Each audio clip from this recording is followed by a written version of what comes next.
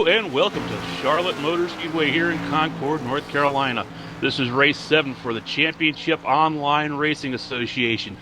They will be running 150 laps, 225 miles here at this 1.5 mile quad opener. I'm Carl, and here in the booth with me tonight is Petey Zeller and Stephanie.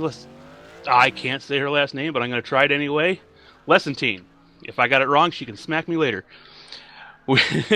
We are going to be in for an exciting race tonight as we try to see who is going to be able to beat the Storm Boys. They have been on a tear this season, winning 5 of the last 7 races. Don Stevenson winning 4 of them himself. As we go down to trackside for opening ceremonies.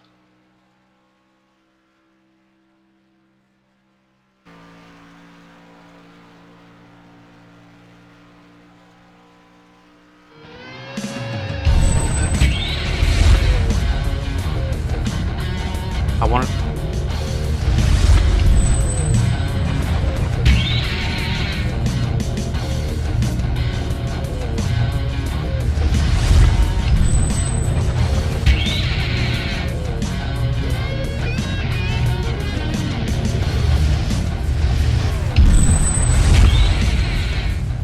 Good evening, race fans. CORA Championship Online Racing Association proudly presents the Sunday Money Series. The Sunday Money Series is being brought to you by Cole's Wheelboard Truck Center, Redwood Falls, Minnesota. Berkey Painting and Sandblasting, quality job at a fair price, Redwood Falls, Minnesota. Hurley Property Maintenance, when you want the job done right, Kingston, Ontario. Small Town Computers, serving Midwestern Michigan. SH&D Trucking, Elburn, Illinois. Collision Works and Collision Works Auto Body Express, making friends by accident in Memphis, Tennessee. Now at this time, ladies and gentlemen, please rise, and gentlemen, remove your caps, as the Reverend Rusty Dent will deliver our invocation. Dear Lord, let us pray. We want to thank you, Lord, for all we have. Dear Lord, we ask you that you protect those men and women who serve us both here and abroad. And oh Lord, we give thanks to those who have served us and have given that ultimate sacrifice that we may enjoy the liberties that we have today. And oh Lord, we ask you that you give these drivers the skill and the good internet connection so that we may be given a race like no other. Lord, we ask you that our racing give us the green-white checkers that we so deserve, and that we may enjoy an exciting race to the finish we all want to see. Lord, may you heighten the senses and protect these drivers so that they can give us a 3-wide door-banging race to the checker flag tonight. And can we all say amen? And I'll say amen. Ladies and gentlemen, please remain standing as we proudly introduce Jaden Berkey to sing our national anthem.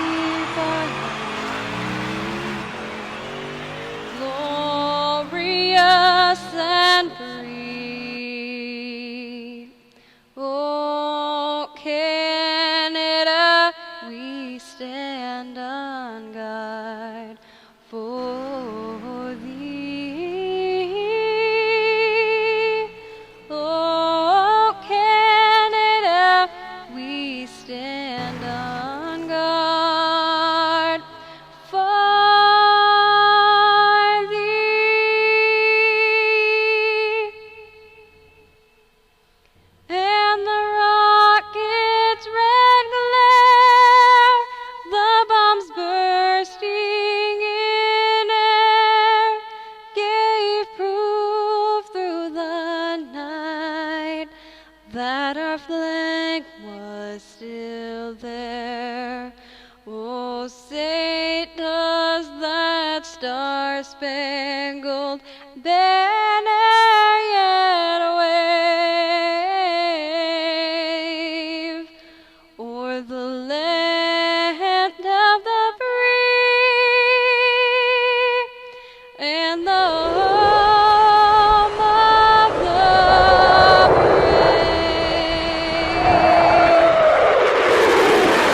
This time, the 5 sons of our CEO, James Brown, Alex, Andrew, Nick, Cody, and Ethan will deliver the 4 most famous words in all of automotive racing. Good luck, drivers. To all those watching, it's time to sit back, relax, and strap it down. Let's go Sunday money racing, CORA style.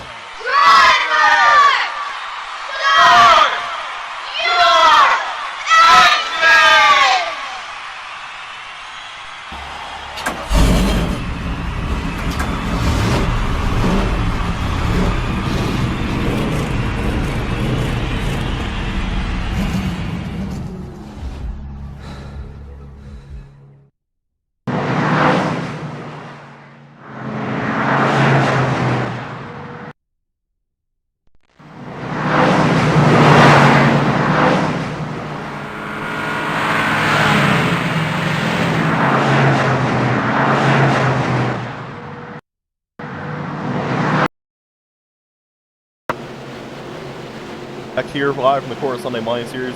We'll take you to the grid under the first caution if there is one. As we get ready for the restart, Ryan Borges brings him to the flag. Here we go. Green flag in the air. Borges takes off. Great start there by Ryan Borges. Dominic Dyball, he's going to fall right into second place. Don Stevenson, however, he is going to be having something to say about that as he takes it down to the inside of Dominic Dyball going into turn number 2. Great racing here. Here comes Don Stevens. He wants to find a way around Dominic Dyball, and Dominic's just going to let him in the line early. A lot of respect out here. These CORA guys always showing massive amounts of respect for each other. And this race tonight here at Charlotte should be a good one. It always is when they go to these short little, I shouldn't say short, these tight little 1.5 milers. It's great racing to watch. And the first battle right now is for the 5th position. It's between Brandon Monsavis, who had a great qualifying effort tonight. He's getting passed right now by Michael Churchwell, and he's just going to let him and Nicholas Doucette go by as he falls back to about 7. Also, taking a look down to the inside there, looks like Kevin McCarthy, the voice of CORA, he's driving the police car down here tonight, so he's going to be out there in hot pursuit of anybody who screws up, I would assume. But he's taking a look down here to the inside of Monsavice right now. It's going to be putting Monsavice back here to around the 8th position. Yeah, we have a nice little Hornets nest right behind him. Leading that is Nathan Sedlick. Did not get the qualifying run he wanted. He is all the way up to, I think it's 10th already. No, he's up to 9th at this point. Nathan Sedlick making the pass on the 08 of Scott Bailey. Sedlick is having a good run so far, passing cars left and right here. But this Hornets nest is getting real tight as we go back up front. Right now, Ryan Borges is still your leader, but look in his mirror, here comes Don Stevenson. Not sure exactly what happened there with Nathan Sedlick with the 12th position start today, but yeah, that was not what he was looking for. I know when I was talking to him earlier there, he thought he had the pole for sure. He had the qualifying setup. The 44 is off the track into the wall. Kevin McCarthy hard in the inside wall. No caution, he's off the racing surface, and he's going to get going straight again. Good job, good respectful job of him trying to keep off the track, now bring out a caution. While all that insanity was happening with the 44, the number 21 car did bring it down pit road. He hit the wall hard also, so now we have 2 cars already in the pits, as we have a lot of change in position while that happens. Good for some guys, bad for them, and that actually kind of helped separate the racing a little bit. The first battle, the 27's around out of turn number 4, caution is out on the racetrack. That's Matt Clifton. Take a look, see here what happened with Matt as he's coming off of, looks like just coming out of the trial, going into turn 1 there in the apex of turn 1 and 2. It just looked like he got down and hit the apron a little bit there, got that back end loose, and the 81 of Colton Berkey just tapped the rear end and got him around sideways with just a 1-car spin. Yeah, and that will give us a chance as the replay will go up live right now. This will give us a chance to go through the people in the race. We're taking through the race, but it's not the grid. So right now, in first is the pole sitter Ryan Borges, winner earlier this season at Richmond. Second is Don Stevenson, the 4-time winner of the season. Third, Dominic Dyball. Fourth, David Wenck. Fifth, the young gun Nicholas Doucette. Sixth, Michael Churchma. Seventh, Brandon Monsavice. Eighth, hard charge so far already by Nathan Sedlick. Ninth, the winner from Daytona, George Bard. And rounding out your top 10, Scott Bailey. Yeah, right now running in 11th position, we got Colton Berkey. Right behind him is going to be Damon Gilbert. Then we have Dylan Ackbar. He's going to be following him in the 13th position. Dustin Loynes, Jeffrey Smith, Gordon Berkey. They round out your top 16. We have James Brown, the CEO. His uncle just died here this past week, right before qualifying on Wednesday. So he's going to be racing with a heavy heart. And he told me earlier on tonight that he is going to be dedicating this race to his uncle who passed away this past Wednesday. So our thoughts and prayers go out to the James Brown family. Yeah, and that's really a tough thing to hear from him. Round in 15th tonight is James Brown, 16th Joel Wood, 17th Coltonberg. I apologize, there was some change of position, so we might be saying some people twice. I do apologize to that if I do. Damon Gilbert, 18th, and John Pasilla, 19th. And around your top 20 is Sal Carty. Martin Porter, Dustin Lee, and Matt Crafton are going to be your next 3 cars in line that are going to be looking at Patrick Scahill. Patrick's been making some enemies this season, but looks like he's running a little bit better than he had. He had a really strong practice tonight. Was watching him quite a bit.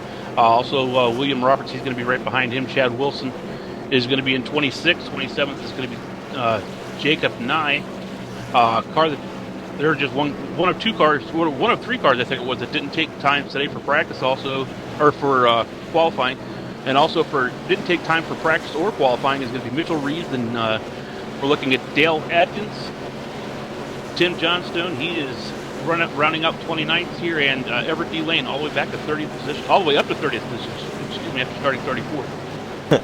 Yeah, and that will give us in 31st right now, Tim D. Johnstone, 32nd, Jason Halverson, 33rd, Kevin McCarthy got in a hard crash, tough break for him, and around your field is Mark McFadden, who's yet to turn a lap, but he plans to get out on the racetrack eventually, from what I've heard. And right now, Carl, they are racing at Charlotte. Charlotte is not your typical 1.5 miler. If you were to draw Charlotte, Texas, and Atlanta on a piece of paper, you'd say, well, PD, them are all the same racetrack. But whenever you get to them, they are not. The other 2 that I said are wide, racy tracks. Charlotte is a tight little track that you have to be very careful on. Not a lot of 2 wide racing, Carl. It should be interesting to watch these guys try to make some passes tonight.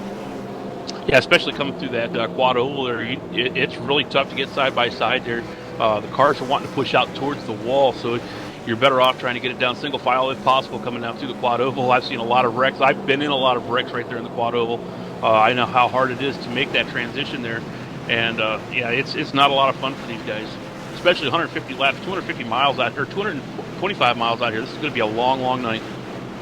Yeah, and you have to put it in perspective. The real-life Nationwide guys, they run 300 miles. These guys are out here running 225, I think you said, Carl. That is pretty insane. That's almost the distance of the real-life guys, and I think in the fall they run 250, so these guys are basically running a nationwide race out here tonight. As we see them double up for the restart, lights go off in the pace car, and it should be fun to watch. And our pole setter Ryan Borges has shown a lot of speed. He has his association, I'll say, on the outside, the store motorsports driver, 4-time winner of the season, Don Stevenson, already making some moves up to 2nd. Yeah, it's going to be interesting tonight to see who can actually take these guys. We had Don Stevenson last week winning his 4th race of the season. Matter of fact, the top 3 drivers were all Storm Motorsports cars, so it's going to be interesting to see who could take these guys. We got people up there right now like Dominic Dyball, Nicholas Doucette. They are 2 drivers that can put the spoilers to these guys. I've seen both of those drivers win races here in CORA. If anybody's going to get it done, I'd say Nicholas Doucette has a good chance. Dominic Dyball has a good chance. And the spoiler also could come from maybe George Bark. George Bark won the season opener this year at Daytona. So he's another one I was expecting to hear a little bit more from this season and have not, as they come out of turn number 4 here, getting ready to take the green. Pace car is down. Ryan Borges is on the loud pedal, and they are back off, heading into turn 1 here. Looks like Ryan Borges is going to get a good restart there. Dominic Dyball is going to be down low, and he looks like he's going to want to get up here and challenge for the 2nd position. That leaves the 4-time winner of the season on the outside, but he finds a spotlight in Ryan. Spot right in the line, Don Stevenson does. Right behind him is his teammate David Wenck. Wenck is going to cut to the 51 of Doucette off. Doucette has not off. He gives Wenck his bump, and what a save by the number 20 car there. Oh my goodness, he had to hang out of that thing, but he is going to lose about 3 positions to Churchma, Sedlick, and Bark. They all go flying by them too. Yeah, it's a tough break there for the 20 of David Wenck. I'll tell you, Ryan Borges had a great restart and ran the first few laps there, was kind of pulling away, but now Dominic Dyball has made it up into 2nd position finally here and is right up on the back deck lid of Borges, wanting to get this lead position, get up here and get some lead points, and see if he can lead this race, see how his car's going to handle up here in the clean air. Yeah, but it's not coming easily right now. Dominic Dyball is not letting him get away, but he does have help. His quote-unquote teammate, Don Stevenson, is right there waiting to get to him. As we see more change of position, Michael Churchman is going to go flying by the 35 of Sedlak. who got loose, and he's going to lose position also to George Bark. So already some trouble early with these cars being loose off. You know, one thing I heard a lot from drivers is they didn't loose off. That's a condition you do not want to have, but it seems to be the case for quite a few teams here, as we see a lot of comers and goers. One comer already is that 5th place car, actually make that 6th now, of Nathan Sedlak. He's come all the way from 12th up to 6th already in just 13 laps, and with the caution put in, that's pretty impressive so far, Carl. Oh, absolutely it is. Right now I'm sitting here watching George Barks as he is looking down to the inside here of Michael Churchman, wanting to see if he can get this position, but it looks like that's not going to work out for him as Nathan Sedlak pulls up on his outside there. Just taps the rear quarter panel there of Michael Churchman. I don't think anything was going to, any problems going to come out of that right there. I didn't see any damage whatsoever on either one of the cars, but it looks like the strong car right now to speak of is going to be the 35 right now of Nathan Sedlak, as he's making a power move to the outside here of Michael Churchman. You took the words out right out of my mouth. Power move, he passed 2 cars on the outside. You don't see that too often. Sedlak goes around him, and here comes the 42 Bark to the inside of Churchman. He wants to get that 5th position. Oh, they're going to touch barely, and that will give the position to Churchman easily, as the number 30, as the number 88, that is, will go flying by the number 42 of George Bark. And I'm going to welcome to the booth, Evan Pasoko finally made it back from Comic-Con. Ryan Borges up here now in the lead. He has opened up a little bit of a lead. Just a little bit over a 0.2 of a second lead over Dominic Dieball. Dominic is now being challenged heavily by Don Stevenson. Don Stevenson takes a look to his inside, dives it down in there hard. It looks like he's going to make it hold as he slides up the track just a little bit, almost getting into Dominic, and actually able to get around and make that pass stick now. Don Stevenson, our 4-time winner, has moved it up to 2nd position. Yeah, and he is trying to make some more moves. He wants to get to that number 32, Ryan Borges. Can he get there, the number 42, a winner this season 4 times? I mean, 30. Sorry, I'm messing up numbers here left and right, folks. The 47, that is, of Don Stevenson, as he is going to try to take that lead from his quote-unquote teammate, Ryan Borges, but he has a long way to go. Borges got away while that battle was happening. And this has really spread things out. First battle on the racetrack is going to be Doucette and Bark, the young gun trying to get around George Bark on the inside. And Doucette is not quite clear, and he is now. So give the 7th position now to Doucette, and that will make the first battle on the racetrack between Brandon Monsivice and the number 29 of Dylan Ackert.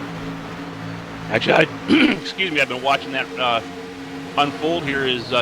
Brandon Monsivice has been trying to get down there with that small-town computers car and get around Dylan, but Dylan had nothing of it, and pulled that thing right back out in front there, and is able to actually pull ahead of him by about maybe 0.3 of a second after that little battle. But it looks like Monsivice is going to rally. He's going to come back up and get right back up on that decklet of Dylan Ackert, see if he can make that pass one more time.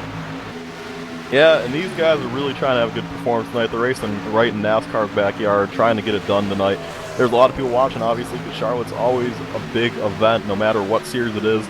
And right now, these guys are putting on one heck of a show, putting on some great racing. We got a challenge for the lead here as Don Stevenson has caught Ryan Borges, now dives it down to his inside. Looks like he is going to make that pass for the lead, give that to Don Stevenson for the lead.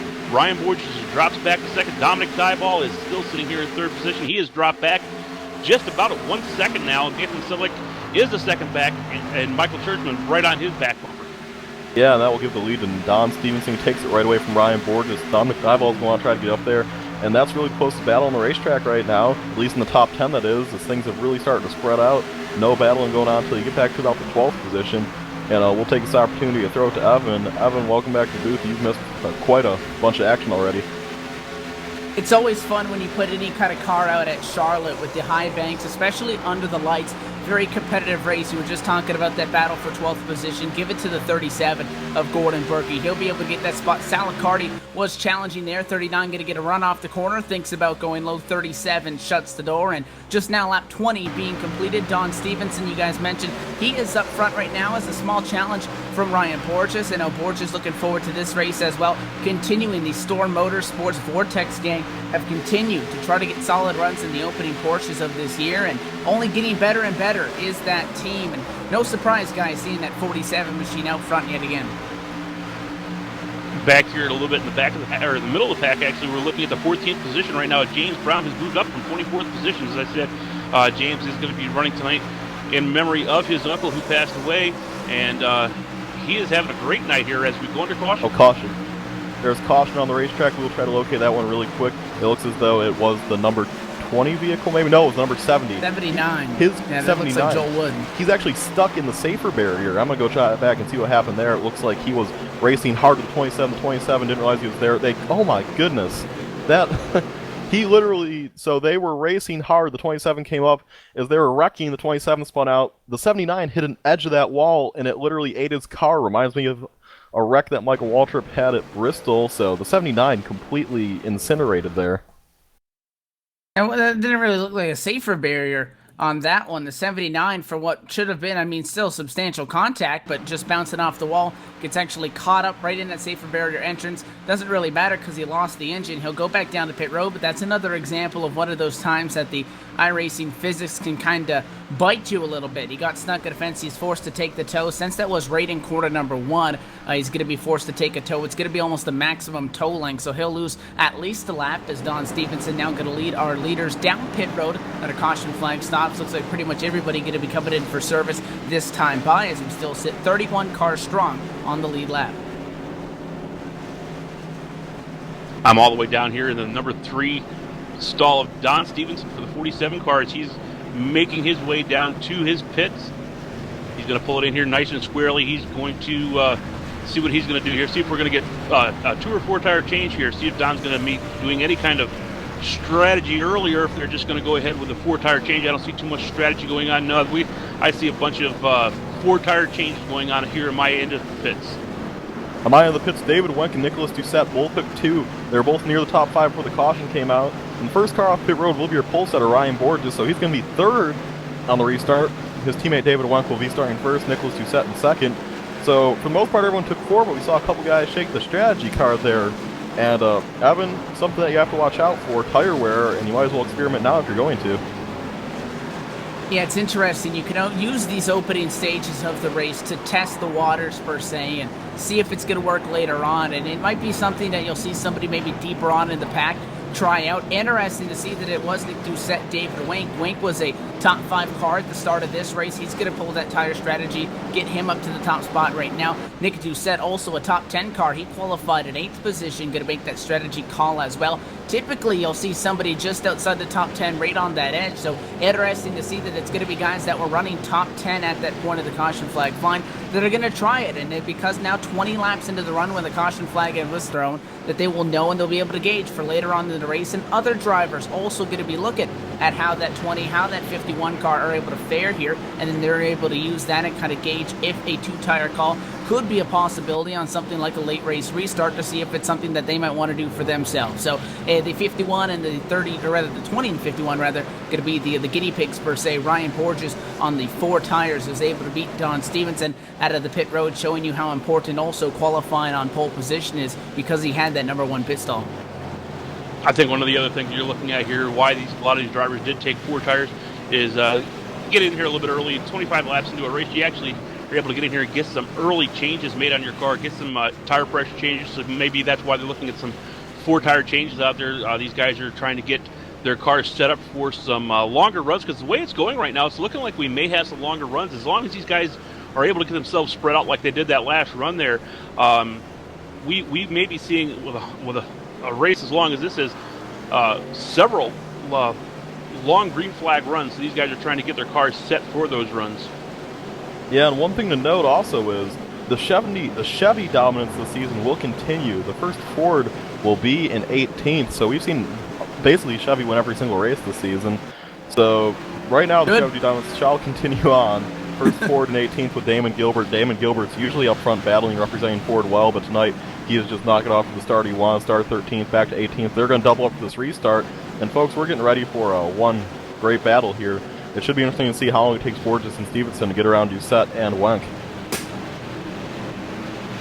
The field is doubled up. The restart's going to be coming up to take lap number 27 as the field rounds through. Still 31 cars on the lead lap. Wave round going to Jason Halverson. That Motorcraft Ford stayed up behind a base car, so he'll rejoin the lead lap, and that will swap out positions with Joel Wood, who will slide down to 2 laps under using that quick fix after having to take the tow up to pit road. Still a young night from the Charlotte Motor Speedway. Again, just about 25 laps into this, and it's a 150 lap affair. David Wink going to be in control of it. How well did the 2 tires work, and how strong are those 4 tires going to be? When can you make the move, and how aggressive are you if you're a Ryan Borges or a Don Stevenson getting around these guys? Pace car now ducks off to the safety of pit road. 20 car in control, hesitates 1-2 seconds. Green flag back in the air, and immediately could open up the door for Ryan Borges. He goes to the bottom of Nick Doucette, who got caught sleeping on that restart. Going to be nose to nose for that number 2 spot, and Don Stevenson going to duck down the line to the bottom as well. Both Borges and Stevenson making moves. They go to P2 and P3. Also looks like Dominic Dyball had a great restart there in the 5th position as he was able to close right up in there and not lose the position like we did see him do excuse me, on the initial start of the race. On his restart, on the first restart there, however, we got another caution. It looks like a car down through the grass. No caution, no caution. 3 wide, more contact. We got somebody out in the grass as well. This one not spinning, but a whole lot of action down that front straightaway. That guy's able to hang on to it. It's Sal Accardi, Carl, that you caught that one. Coming out of quarter number 4. Just got sideways on his own and nearly came down on the 40. That could have gotten real ugly. Everybody did a great job of getting around him. He kept it off pit road, so no penalties. He will lose time, but he's still back out on track. And that was definitely a tough break for him. Someone else who had a tough break up front was Don Stevenson. Got real loose in the 51 of Nicholas Doucette. The spectacular young gun out of Canada is going to try to make his way back up to the front here. 2-tire strategy seems to be working well for him and David Blank so far. We'll see how that works throughout the run. And here comes Doucette. He's going to go underneath Ryan Borges. Can he get there? Yes, he has a door on him. And here comes Nicholas Doucette. The 2-tire strategy is looking spectacular so far, Evan, as we have a battle heating up for second here. Yeah, the 51's able to dig. He goes back to the bottom. He wants to put up a fight with Ryan Borges. Borges leaving that inside lane open. David Wink not really able to run away quite yet either on that 2-tire call up front. Obviously, he'll be knocking off some faster lap times than the Borges-Doucette battle because of the fact that they are running side by side. Got the 47 right behind him, 15 as well, Dominic Dyball in this mix. But Nick Doucette doing a great job down on that inside lane Borges. He's able to get the run off the corner, which is his saving grace, and put that thing all the way up to the fence to get everything he could out of it, and it's going to get him that number 2 spot back. 32 will get clear of the 51 Nick Doucette. That battle simmers down now to single file. Look at the 35, though. Nathan Sedlak trying to make some moves. He's on the outside of Dyball. We got trouble now back. We found the caution on the racetrack happen once again on the back. The 81 of Colton Burke actually is in the grass right now. Looks as though he had an instant coming off turn number 4. He has got loose by himself. Right behind the 24 was getting loose, and he just went through pit road. Spinning there. And he just went through pit road, came on the grass, stopped his car, and that's what will bring out the caution. Everett Lane managed to hang out as the replay goes up, and we've seen early cautions come out here, and now we just have around 121 laps to go. It almost looked like a Gymkhana kind of going on there, Carl. The 81 went around, the 24 went around. I guess maybe Everett saw Colton digging there and tried to give it a little bit more. Nonetheless, Colton Berkey goes around off the corner. Unlike when Sal Accardi was able to keep it out of pit road, the 81 went right down there. So not only is he going to be the cause of the caution, that's only going to hit him with some penalties as well. Oh yeah, he's going to get some speeding penalties, entering pit lane penalties. He's going to be getting black flags all over the place here. So yeah, that's not going to help him at all. No. Actually, they're showing Colton Berkey just got his black flag cleared, so apparently it's not going to hurt him as much as we thought it was going to.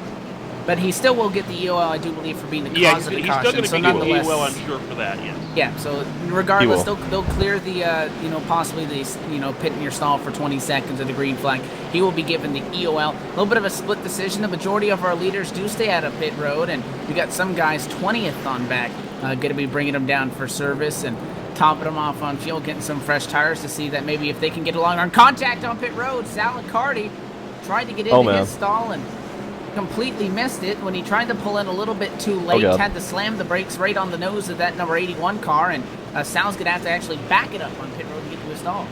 Makes into a stall eventually, but man, that was a tough break for him. And 39 crew, as we see the guys get off pit road, majority of the leaders did stay out under this caution, so the leader's still David Wenk. But I really appreciate how the league took away his black flag for that one. Good break for Colton Burke. Like to see when people do that. Obviously not a deserved penalty. He just had a little bit of a tough break there, so he got through it, and Colton Berkey is only going to have the EOL, as we have the top 3 right now will be Wenk and Borges and Doucette as we get ready for yet another restart here from Charlotte. Well, we're going to strike that. Only had the UL. He also got a speeding down the pit lane penalty there because he actually had to sit there on pit lane for an extended period of time after his pit stop there. So he must have gotten pegged for one of them because that was an extremely long pit stop there for Coltenberg. So out of the 6 or 7 that he could have possibly gotten, one of them caused him to stay down there. It's going to cycle him to the back regardless of the fact that he's going to get the EOL anyways. We do now have Everett Lane going to get back on the lead lap here, which leaves Joel Wood as the only car off the lead lap. He sits right now in P33, and again is the only machine off the lead lap. He's 2 laps down at the moment, continuing to come down this time by and get some service done. Again, he had to take that tow, which is why he lost that ground. So he may be able to get a couple more cautions here, be able to fight back on the lead lap and try to get back up to a top 20 car, which is where he qualified in this race. Do expect that if Joel Wood's able to get up there, though, to be around P10 because he did have a 13th place fastest car in the practice session. Didn't quite get the qualified effort that I think he would have liked out of it. Qualified in 20th position, and Carl, he sits right now 23rd, or rather 33rd back again, 2 laps down. Yeah, speaking of Everett Lane there, and who else was that? Joel Wood.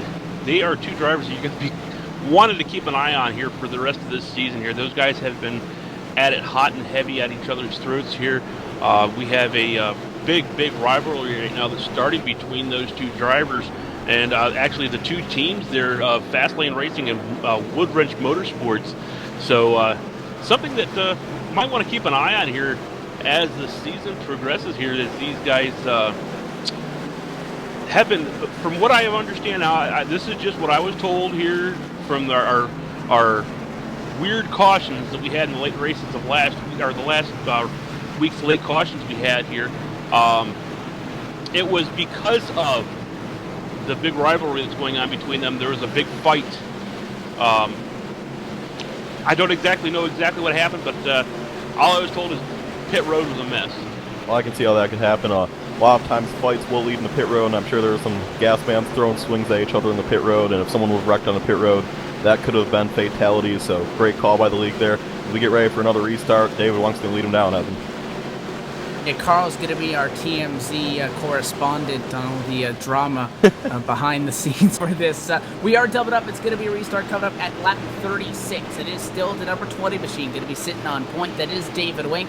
Ryan Borges is going to be forced up to the high side after advancing to second. Don Stevenson going to be right where he was last time in P4. We'll have to see if Nick Doucette can use the advantage of being behind the control car to get through on Borges. Pace car down and away to the safety of pit road. 20 car once again in control, goes just before the green flag drops, and the 51 caught sleeping once again. That's going to hold up the 35 of Nathan Sedlang. Most importantly, going to allow Ryan Borges to get a line. Don Stevenson's got a little bit of a window of opportunity, hesitated for a moment, and that opens up the door back for the 51. And Nick Doucette going to be side by side for third.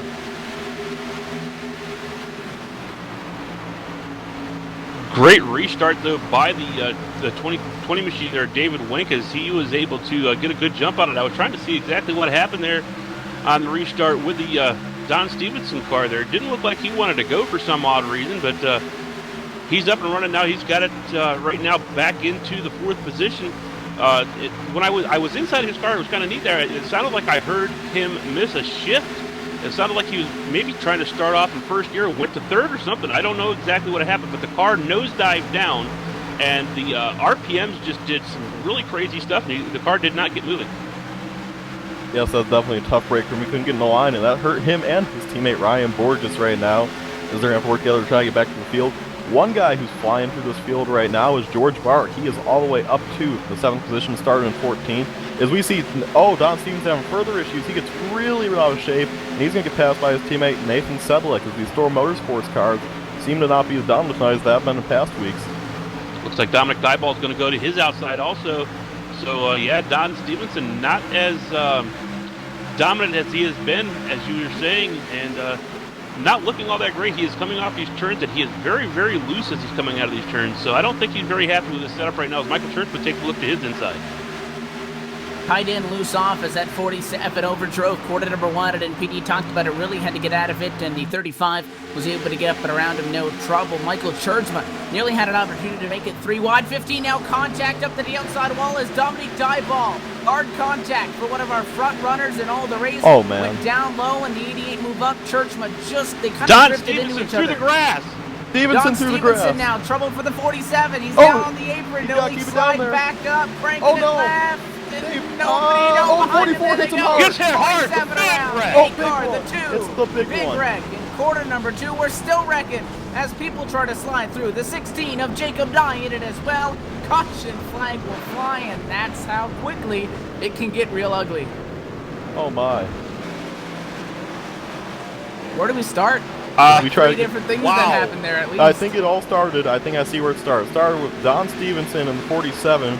I don't know what happened, but just out of, maybe his screen froze, he just went straight through the grass, seemed to regain control of the car, drove it all the way through the grass, came back up, got loose, ran on the apron as the replay goes up, tried to save it, came up on the racetrack, everyone missed him, the 44 went high to miss him, but he was high, that sent him around sideways, no one really hit Don, but there was wrecking in front of him. Everyone, I mean, theoretically, I don't know how you describe a save, but really everyone sort of saved it there, and everyone's probably going to continue on pretty okay.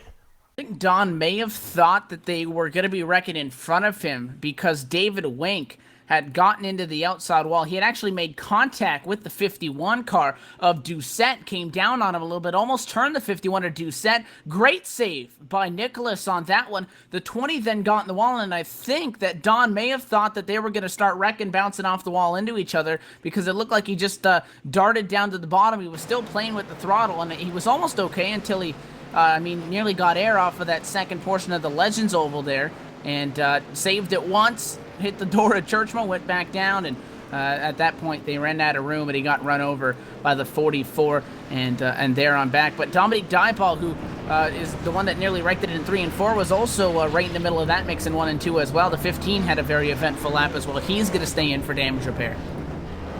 And pit stops, our wholesale right now is we're getting, it looked like about everybody took on 4 tires this time. I didn't see any 2-tire stops except for, I'm hearing somebody said Brandon Cruz, Months of Ice, and the 54 machine, the small town computer car, took 2 tires, but everybody else, it looks like, took 4. Well, we saw it work earlier. Brandon's having a career night right now in CORA. He qualified 5th, been running around 7th or 8th all night, and now he's going to be your leader. 2-tire stop. Seems to have a strong car. I don't see no reason why Brandon Months of Ice cannot remain in the lead, but other than that, things will remain pretty stable. Ryan Borges will be to 2nd. Up to 3rd will be Michael Churchma. He had a great pit stop. He's going to be all the way up to 3rd. 4th is going to be Nathan Sedlick, and 5th is going to be Nicholas Doucette. So definitely an interesting strategy call there with Brandon Months of Ice. But right now, Evan, it appears though the Storm Motorsports dominance is starting to show up because, with the exception of Brandon Months of Ice, we have Borges, Churchma, Sedlak, and Wenk all right up there in the lead group. So the only one's Don Stevenson, and I expect to see him make his way back to the field. And Everett Lane had stayed out on pit road, or rather had not come down pit road, stayed out on track, and possibly in an attempt to get a bonus point for leading a lap, was 17th at the stripe because our leaders crossed the stripe down on pit road prior to that, and then the 24 car comes down this time by, so that gives that top spot, as you guys said, back in control to that number 54 machine, who is sitting on a 2-tire call. Also got a quick fix as well. We've seen quite a few drivers come down pit road, and some with minor, some with major damage. And what happens in that is you can't choose if you want to get it fixed or not. So if you have, the nose of that machine missing all the way to a little bit of a dent on that left rear quarter panel, it's going to use up that quick fix, which is something that could hurt you down the road. PD, I believe you're caught up on the radio with the driver of that number 44. Yeah, I've caught up on the radio with Kevin McCarthy. You got a copy? 10-4, dude. Well, Kevin, you had bird's eye view of that wreck, so what did you see from your cockpit whenever Don Stevenson got squirrely and you made contact? Well, just out in front of me there, seeing what was going on, and really I was just kind of dumbfounded that, especially out of the 47, that he would fly through the grass and then just bring it back up on the track instead of trying to control it. And now I've got left front damage there. Beginning of the race, I had a little problem with being out of the server and back in, and then my brakes weren't set. And I got my lap back, and now I'm got a left front damage now, but just couldn't believe that out of the 47. All right, definitely frustrating situation for you. It sounds like you're getting ready to go green. Before I let you catch up with your crew, who do you got thinking to make that between the 44 crew?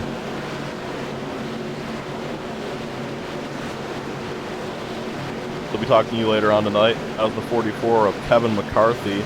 So he definitely described that was a very frustrating situation for him and the crew. And up when we get ready for this restart. Yep, getting set for restart once again, and Ryan Borges, although he's going with the 4 tires, he has yet to be able to get back to the top spot for one of these restarts. He'll be on the outside of the front row. His teammate and Michael Churchma going to be down on the inside of that second row, is going to be in P3. Senlak up to 4th, 5th is Doucette, and our race leader is Brandon Monsavice. Everybody's stacking up now behind him, trying to anticipate that start. Green flag in here. That's going to get real ugly mid-pack, 3, 4 wide. We got a lot of contact as everybody's trying to get through the quad oval there, and now big trouble. Caution flag is out. Yellow flag is out. We saw trouble there. Just an unfortunate restart accident. We see them every now and again, and tough break for everyone involved in that one, and definitely some torn up race cars and feelings after that wreck. Yeah, it's a cautions do breed cautions, and that's exactly what happened there. Didn't exactly see as the replay goes back up. I'm trying to find out exactly what transpired there. It looks like our in-race reporter, McCarthy. Yeah, the 2 was right behind them. That's Chad Wilson, and for those that obviously know, if it's a little bit of a checkup up front, it's going to get real ugly in the back of that row. And it's everybody, like the 44, had to make an evasive maneuver. The 2 of Chad Wilson just ran over the 44 on the right rear of Kevin McCarthy, sent Kevin around dead right up the racetrack, and he caught the number 60 car. They went around about 3-4 cars in total, going to get some damage from that. Don Stevenson was right there where that happened because of where he has been cycled back to. That's going to bring up yet again another caution flag, and we slow them down. Everybody has just been on pit road, and we're just shy of the 3rd mark in this race. We're going to take this opportunity to step away and take a quick caution flag of our own. You're watching the CORA Championship Online Racing Association Sunday Money Series, Season 4 on LSRTV. More racing from NASCAR's backyard, the Charlotte Motor Speedway on the other side.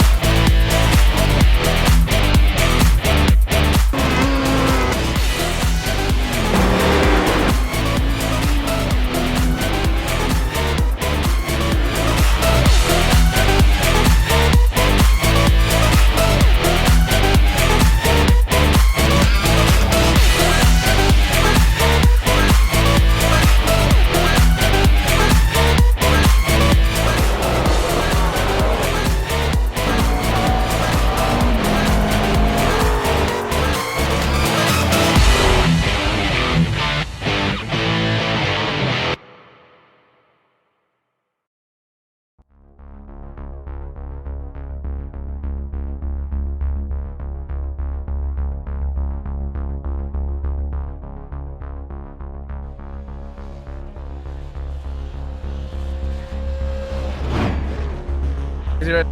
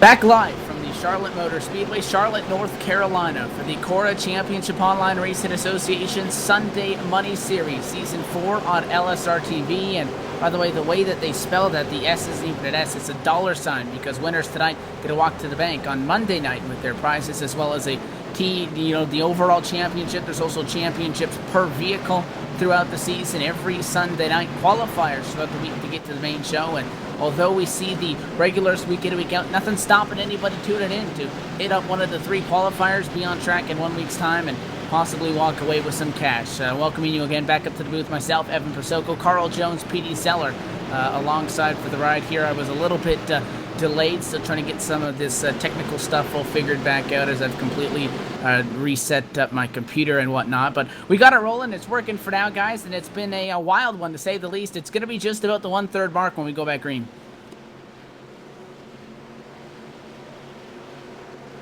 Having a little bit of technical difficulties here with my screen. That was nice. There we go. Now we got everything back up and running. Everybody's having technical difficulties. The Gremlins are out wholesale tonight.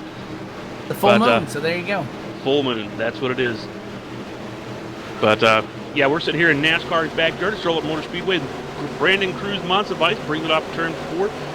Let's see what he's going to do, if he's going to stack them up one more time, or if he's going to actually... He's going to get a late start. He's going to wait till that green flag drops before he drops the hammer there. Brandon Cruz Monsivice off into turn 1 with the lead. Yeah, and it's great to watch. Brandon Cruz is driving right now, the wheels off that thing. He's going to clear Ryan Board, just bringing with him Michael Churchwell and George Bark. Good George Bark, yeah.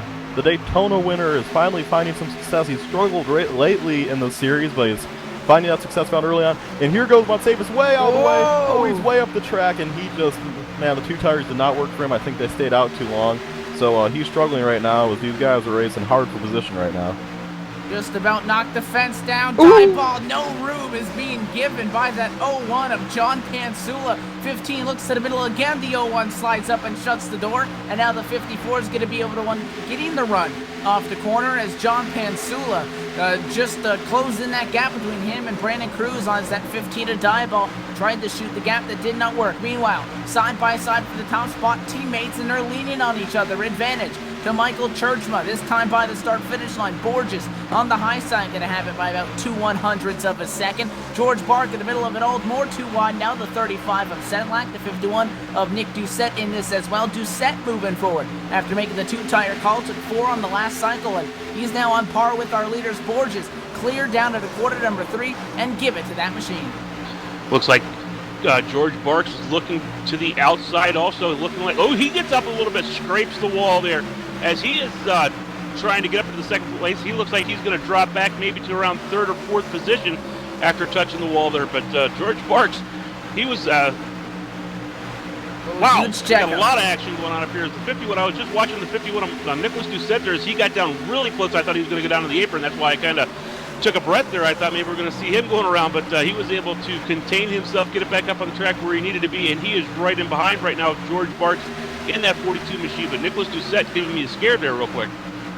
Yeah, right now the first battle on the racetrack is for the 5th position. Nathan Sedlak trying to get that position, and Sedlak is on the inside of the 08. The 08 machine has the advantage on the outside. The outside seems to be getting great runs off the corner. Scott Bailey's going to try to clear him, and here he goes. And right behind them is David Wenck. David Wenck is going to clear the number 37 of Gordon Burke. He's having a great race tonight.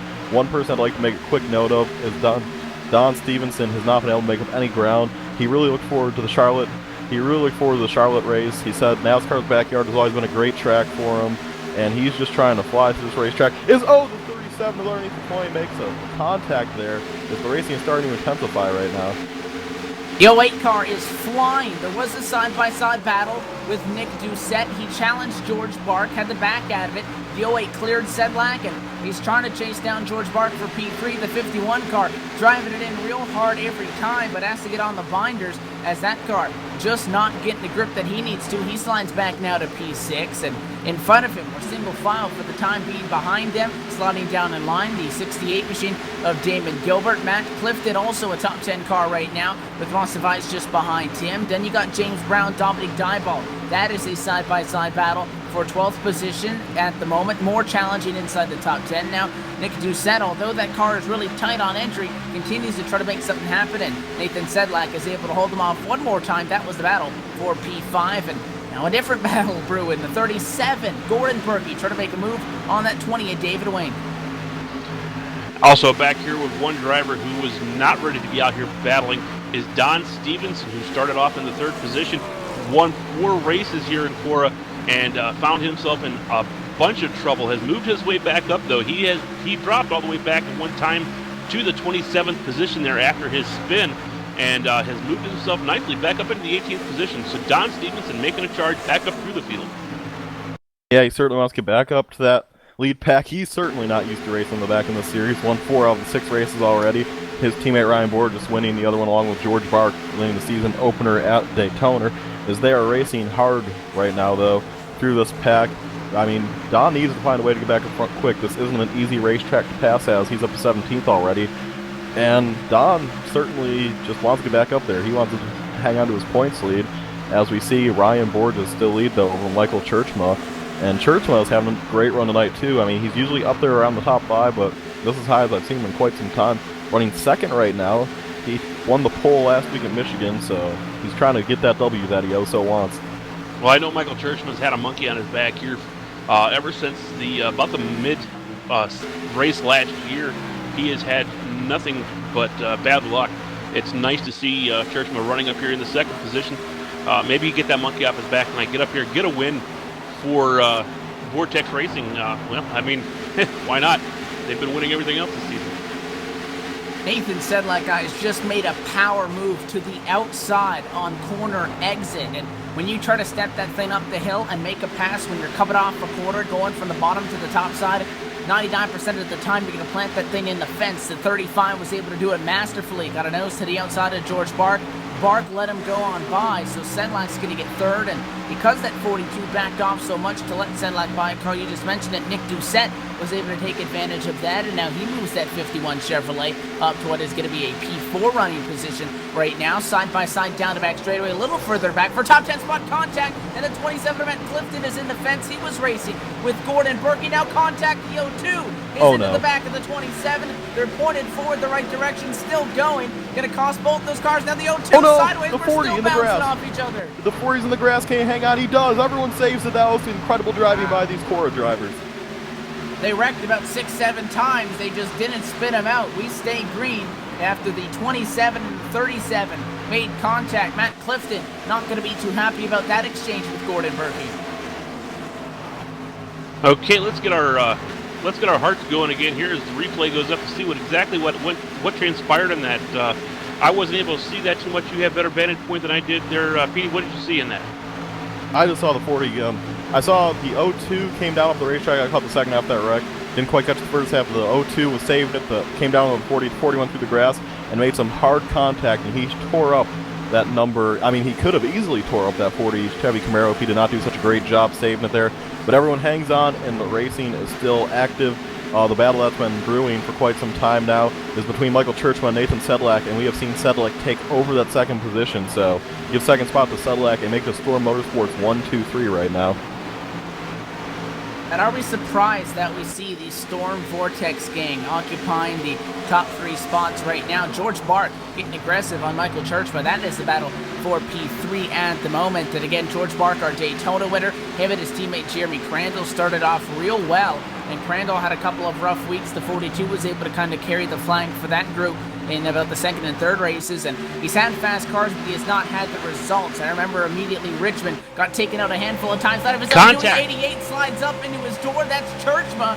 Nobody goes around. The 88 has to check it up. He loses some speed. Give now the top 3 spot to George Bark, but I mean, that Red Bull Chevrolet can't catch a break all season after a Daytona, and he almost had another incident there. 51 goes low. Churchman's going to shut the door on an attempted move by Nick Doucette.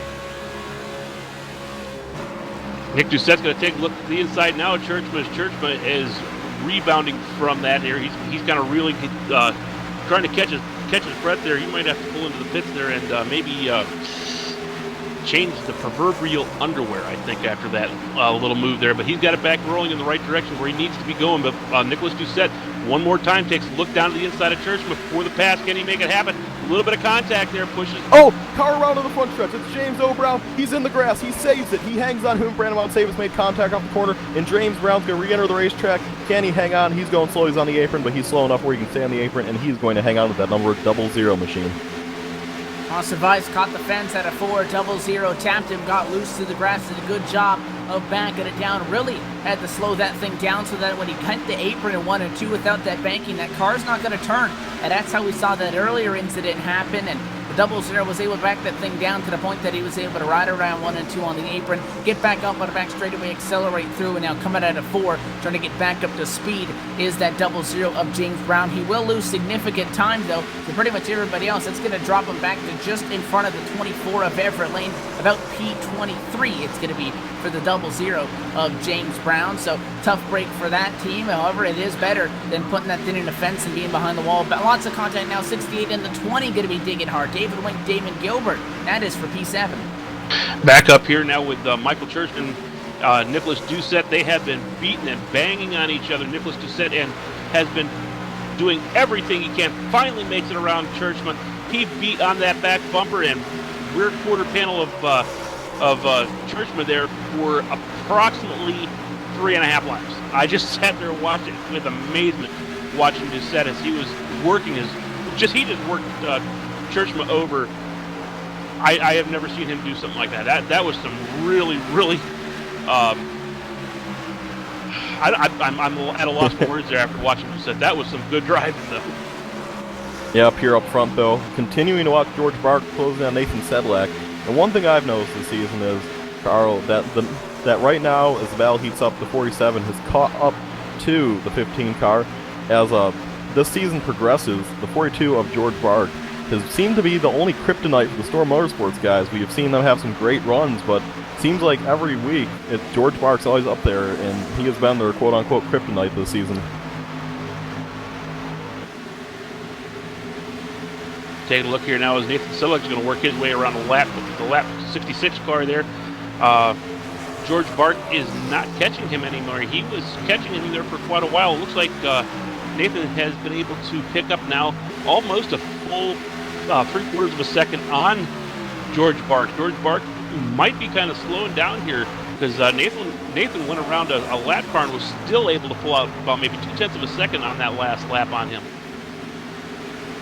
Yeah, and that has definitely been unfortunate for him. So right now, as things are getting hotter, I mean, this race has just been fun to watch. There's been action all night, everywhere going on. And right now, we have seen some excellent battling right now. Don Stevens is all the way back up to 9th. Certainly flying through this field, and the 4-time winner of the season wants to make it 5 tonight, but he has a long way to go. And he still is around 75 laps to get there, so right now, though, nothing has really changed up front. Top 5 is still Borges, Sedlak, Bark, Doucette, and Churchma as Evan Pasoko is back.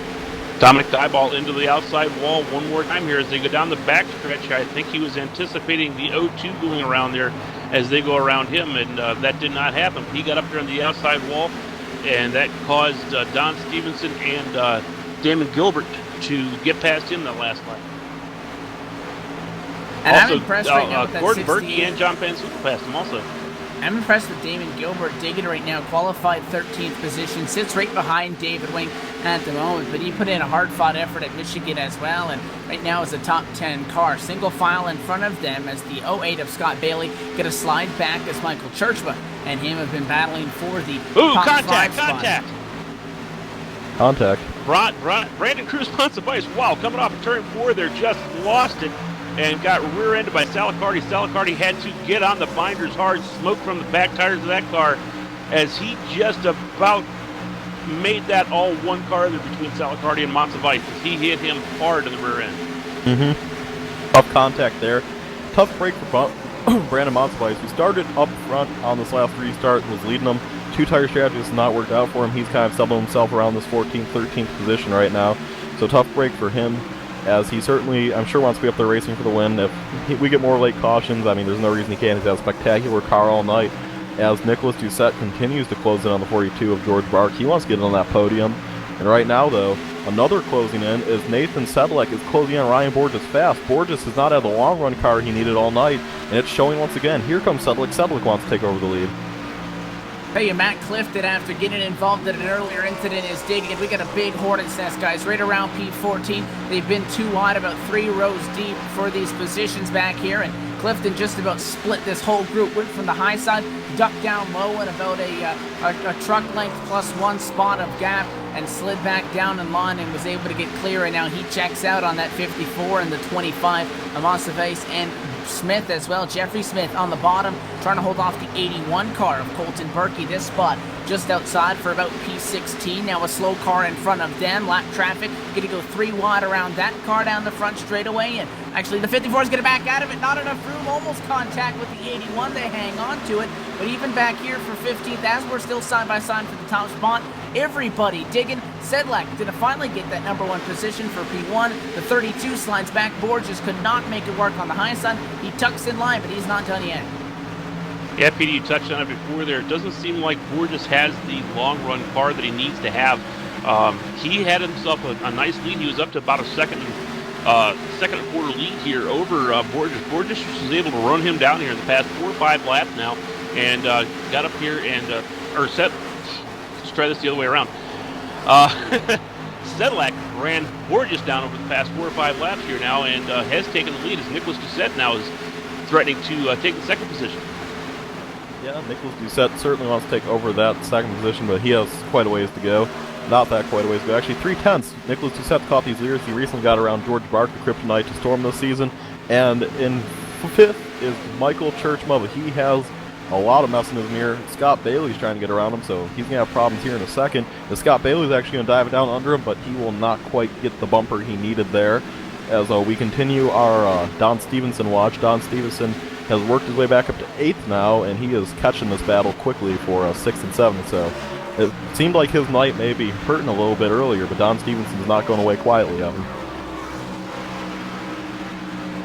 He sits right now at what is going to be P8, catching very quickly. Was that 20 car. Closing in on him was David Wank. Wank P7 just in front of him right now. Stevenson got a great run through 3 and 4 the last time by. Made up a lot of track position on him as they were battling that last time by, especially the front straightaway, a lot of straightaway speed. On board right now with that 47. Take a look up at David Wank just up in front of him. And the 47 in the P8 position, many would think that that's a great improvement, but that's still not what the 47 wants after the way his season has gone. He expects for himself to at least be a top 3 car on a bad night, because that Storm Motorsports entry of Don Stevenson has been the victory lane more than any other driver this year, actually more than any of the other drivers all combined. Total is at 47. He's able to get that 20 car, move him up the P7. Now he's got a pretty substantial gap of just about 1.5 seconds before he can catch the machine in 6th place, which is going to be Scott Bailey's machine. So he may be forced to ride around a little bit, but guys, don't look now. The 51 of Nick Doucette, he's gotten around Ryan Borges, closing in quickly now on Nathan Sedlak for the top spot. Our young gun here, Nicholas Doucette, is making a charge up here to the front now as he's going to take a look down the inside of Nicholas Doucette, see if he can get a bumper up on him, which he does, and see if he's going to be able to get up here and make the pass. That's the question, though, as they go through the quad oval here. He is going to take one more look down going into turn 1. Sedlak is going to slam the door. Nicholas is going to take it down even lower. He's down on that white line, just painting the line down there, as they say, but nothing going. He is still going to drop it back into 2nd place as they go into turn number 3. Yeah, as they go around the lap car of Kevin McCarthy here around 5th. As we go around more lap cars for the lead, Nicholas Doucette, the young gun, the impressive kid, only 13 years old, out of Canada. He's going to go below the number 35 of Nathan Sedlak. The 13-year-old wants a chance to win this race, and he's going to try to get by Nathan Sedlak, and he's racing side by side right now. The 35's right there. His teammate Borges is not close enough to help. Doucette's going to have to fall back in the line. And Carl, this might be something you might know, but I don't know the official stat, but I know you have to be 13 to join iRacing, so if Nicholas Doucette was to win this race, would he be the youngest ever winner in CORA? Yeah, well, actually, Nicholas Doucette, a couple seasons ago, when he was 11 years old, actually won two races in a season. So, yeah, he is one of the youngest drivers to win in CORA. Well, he is the youngest driver to win in CORA, and he is right now taking a look all the way now to the inside of Sedlak, because he is going to make this pass stick here going into turn number 3. Now real tight on entry, but he's able to get such a run off. 51, back to the accelerator, and gone. P1 now for Nick Doucette after starting at 8th. He sits atop the speed charts right now. It is Nathan Sedlak who will slide back at a number 2 spot. Ryan Borges has not dropped out of this quite yet. He still sits in 3rd position. George Bark is kind of in no man's land at the moment. He's at least a second away from our leaders and almost 2 seconds to the good over the next car behind him, 5th place, which is Michael Churchman. So George Bark riding around right now, enjoying the change of luck per se, but there's still a lot of racing left to go, and we've seen many a time you can run a strong race and just be taken out in something that is really not of your own doing late in the race, and it'll really sting you into points. We just had a fight that wasn't even really a fight, man, because Don Stevenson just ran down Scott Bailey in about 3 laps, made the pass, no challenge whatsoever by Scott. Scott just moved up high, let Don Stevenson go as Don's moving his way up through the field now as he's coming up to the inside of Michael Churchman. So put that position now up to 6th for Don Stevenson, soon to be 5th. Yeah, and Don Stevenson charging through this field. He doesn't want to have anything of this hanging around the back. That's not the name of his game, as he's going to try to make his way back up to this lead as he is now in the 5th position. He has a little ways to go. He has closed in almost 2 seconds in the last portion of this race, and he still has to go try to catch Nicholas Doucette, who is just pulling away right now from Nathan Sedlak. Doucette has a strong long-run car, and he didn't have quite the short-run car he needed, but boy, Evan, we're learning right now, he does have quite a great long-run car. Got a little bit of a hint at that when we saw how well he was able to really hang with our leaders. He did get past, but he didn't let him run away with it on those 2 tires. Once he got back on track with our leaders, cycled back down the next stop after that tire strategy call, took 4 tires, and now found himself as a top 5 car. He was able to get the job done. And I mean, he's gotten out in front, and he's checking out on Nathan Sedlak. That's not an easy task. That 35 machine sliding back now to nearly a second, 1.5 seconds back now as Ryan Borges from the top spot. It is the Nicholas Doucette show as they run right now. Our race leader just ran a 29.5. We'll tell you the lap times of everybody in the top 5 to give you a little bit of a comparison here. Sedlak running a 29.6, Borges with a 29.6 as well, along with George Bark, a 29.6, a 29.5, however, for Don Stevenson.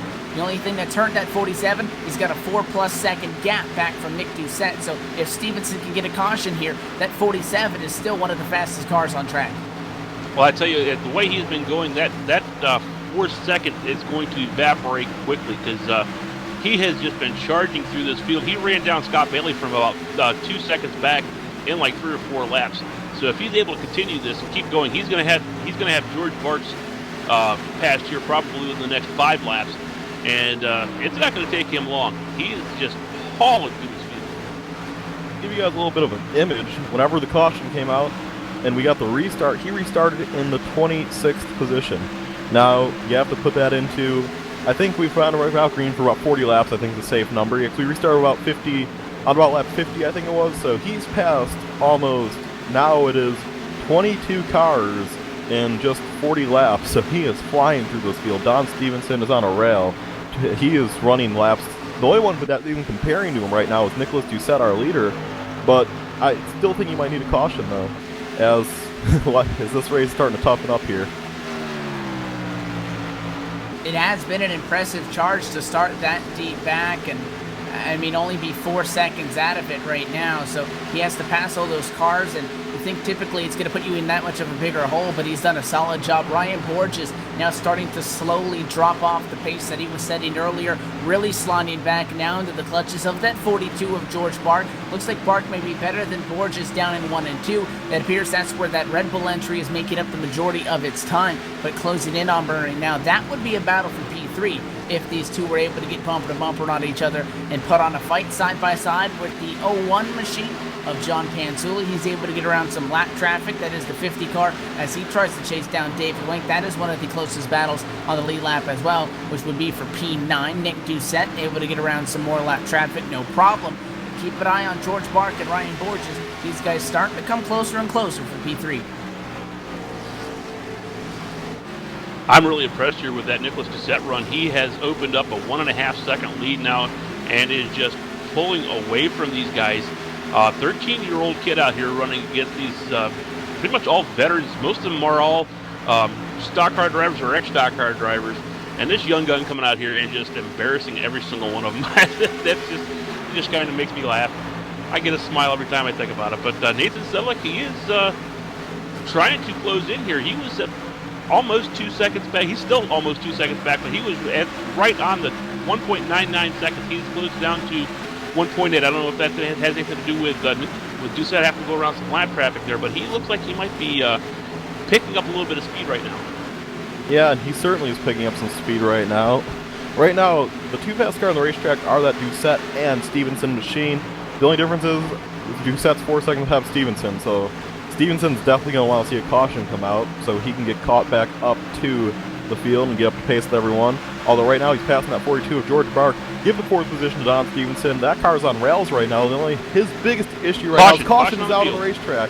His caution's out. We're going to try to locate that one. I see a car spinning off the floor. It's the 00 and 79. They wrecked out of turn number 4, and they were just shy of green flag pit stops. Just shy of those stops, just shy of the 2/3 mark, and more contact as they try to get pointed forward in the right direction, down on the 8. But it all starts essentially with that 00 machine of James Brown just having some trouble. The 2 car slid up into him. It actually turned him. That was Chad Wilson. Both of these guys were 1 lap down. Wilson slid up, and it's been a rough night for James Brown. Gets turned because of that. Hard into the outside wall. A little bit of a connection thing there. It looks like the nose started to levitate on that one. And then an innocent bystander in Joel Wood, who has been trying to recover from trouble early, guys, gets involved in that as well. And back to the back, that 79 car goes. And we slow them back down for a caution just as Nick Doucette was starting to use the advantage of that long green flag run to pull away. I do believe Sedlak and Borges may be stronger on a short run. We're all going to be bringing them down pit road this time by. So it'll be interesting to see how they fare once we get back going. But the 51 going to lead us down.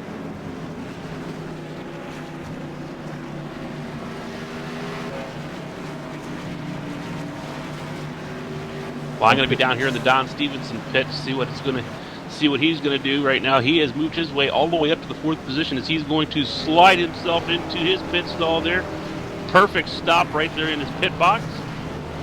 As the right side of his car goes up, they're going to definitely put on 2 tires. Let's see if they're going to take 4. I believe that they will after this. This is quite a long run. Yes, they're going to take 4 tires, full fuel, make a couple adjustments there if they needed it, but I don't think Don Stevens is going to need it. It looks like everybody's going to go with 4 tires up here my way. Yeah, everyone took actually 4 tires.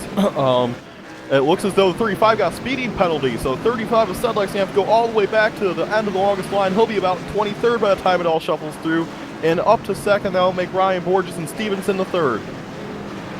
I can't see where that penalty is coming from. I think it may have been on entry. I'm trying to confirm that, but it was definitely not on exit because, again, the kind of recently these pit road speed limits were bumped up, and Sedlak came down at the 50 mile an hour mark. I believe it is 50, and he was told that it was 55. He left 55 on exit, got the speeding penalty. So some misinformation in that Storm Motorsports group is going to hurt that 35. It's going to cost him a lot from the front row all the way going to the back. And that's something that you don't want to make a mistake on because you can see the consequences right there. Tough break. Well, the big winner on that one was, it wasn't a winner because he went in first, came out first. Nicholas Doucette went in first. Ryan Borges right behind him. Don Stevenson came out in 3rd position. George Barks in 4th. And in the 5th position, it looks like Damian Gilbert came out in 5th position after that pit stop. Really excited for this restart. Probably the most excited I've ever been for a restart in my entire life because we're going to get to see the 47 of Stevenson Doucette duel. I believe that Stevenson has the full package tonight. His car was really great on short runs earlier in this race, and he seemed pretty good stout on long runs too. So we're going to get to see the veteran Don Stevenson go for 5 for 7 this tonight. But also, he's going to have to deal with the young gun, Nicholas Doucette, the spectacular young man out of Canada, going for his first win on the season. But he's going to have to deal with the 47 of Don Stevenson, who's right behind him. And now 2/3 of the way through this race, officially on the downhill side of things, as Nick Doucette has been able to retain that #1 spot. Ryan Borges picks up one again via that #1 pit stall, having that advantage. And even if the 47 did not get the speeding penalty, Borges did beat him off in the pit lane.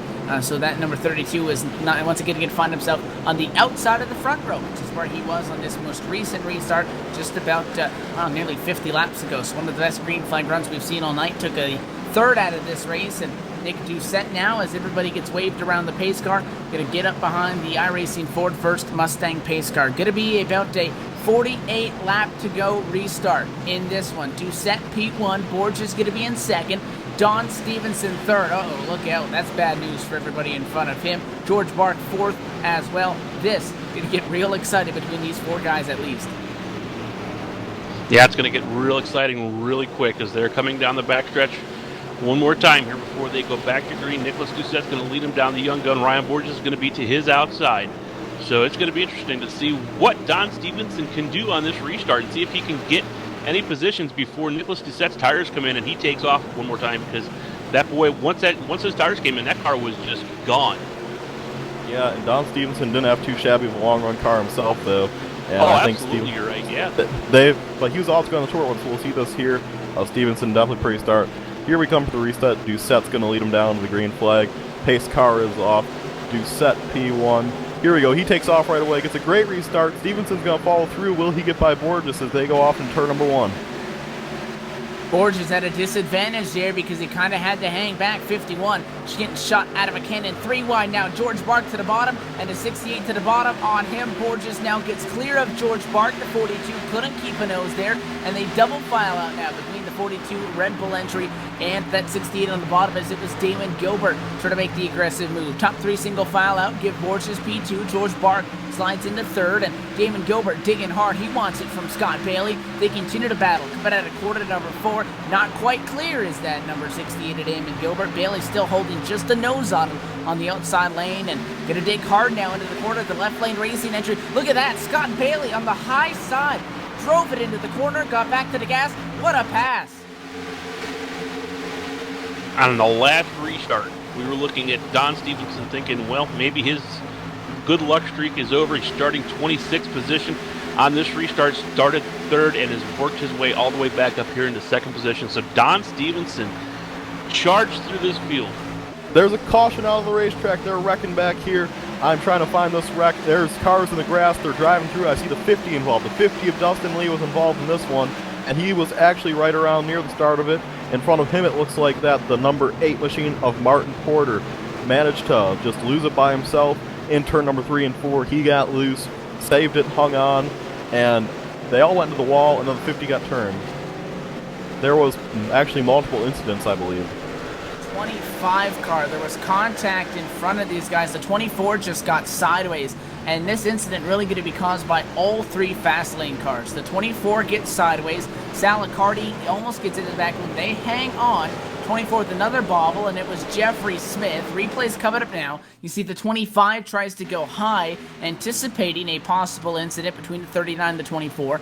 That machine then gets loose. He goes down in the grass, overcorrects it. Huge link into the wall, bounces out, takes up their 3rd and final teammate. The 02 car gets involved in that. Mitchell Reeves up and over, and that was a very expensive lap there for the fast lane team. All 3 of their cars.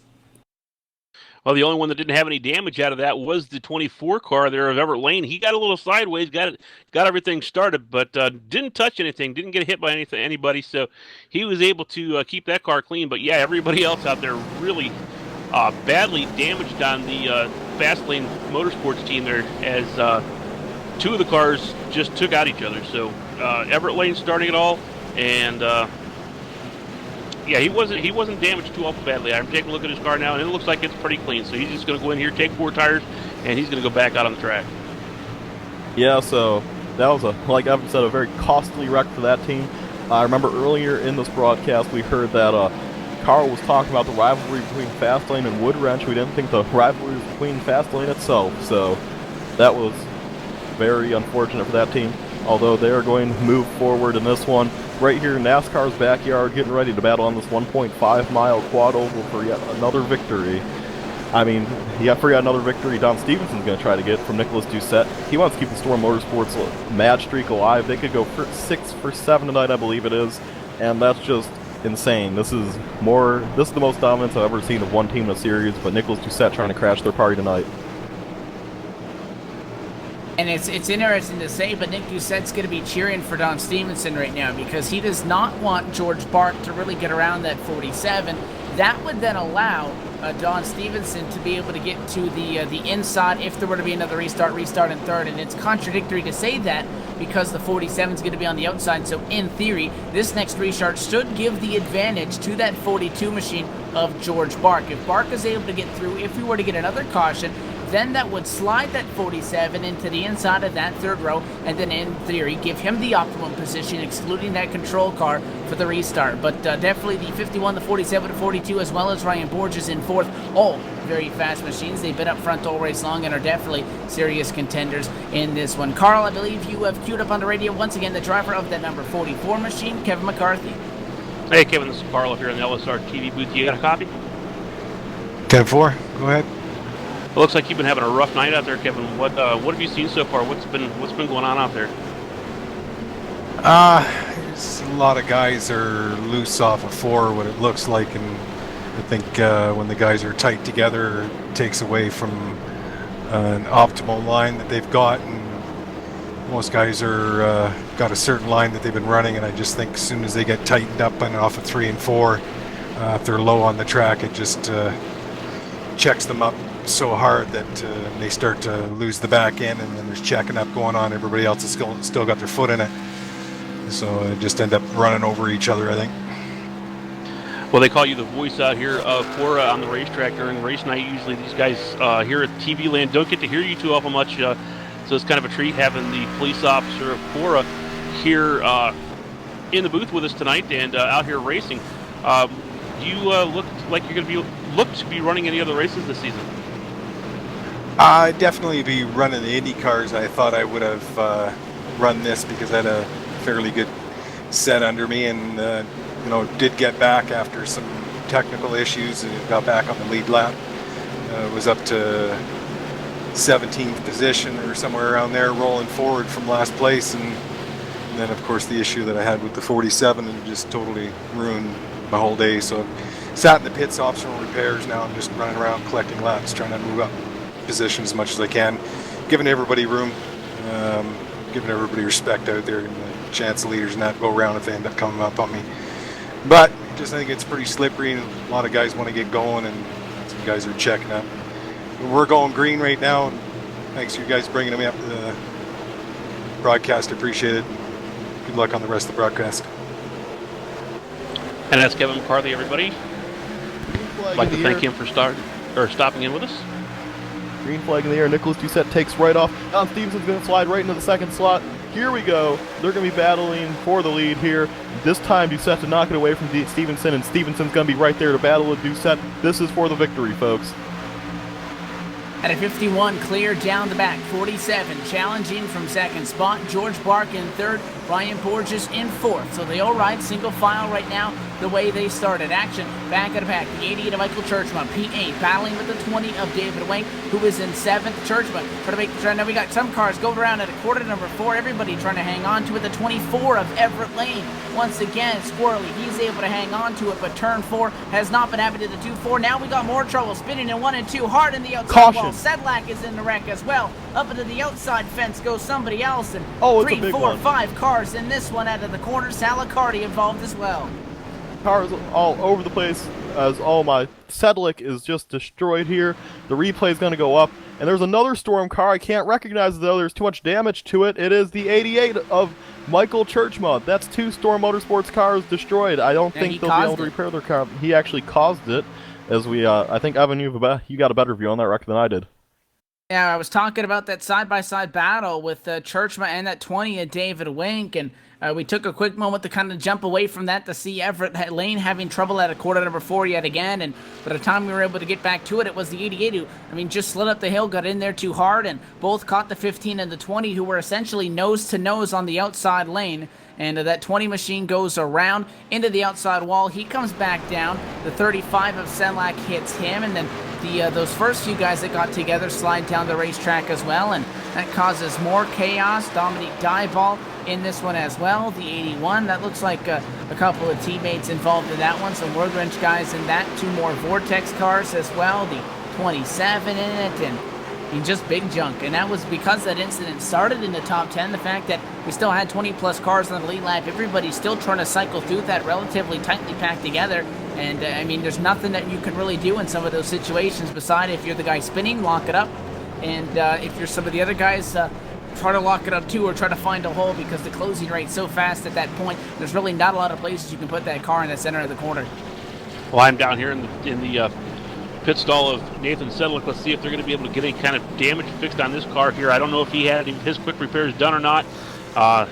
Looks like he's going to take 4 tires. And no, Nathan Sedlick sitting on pit road with he took behind the wall. A lot of damage. Sedlick took it behind the wall along with Michael Churchman's still there. Churchman doesn't have a Churchman, I believe, does not have a repair, and I don't think he does. He is probably unfortunately done.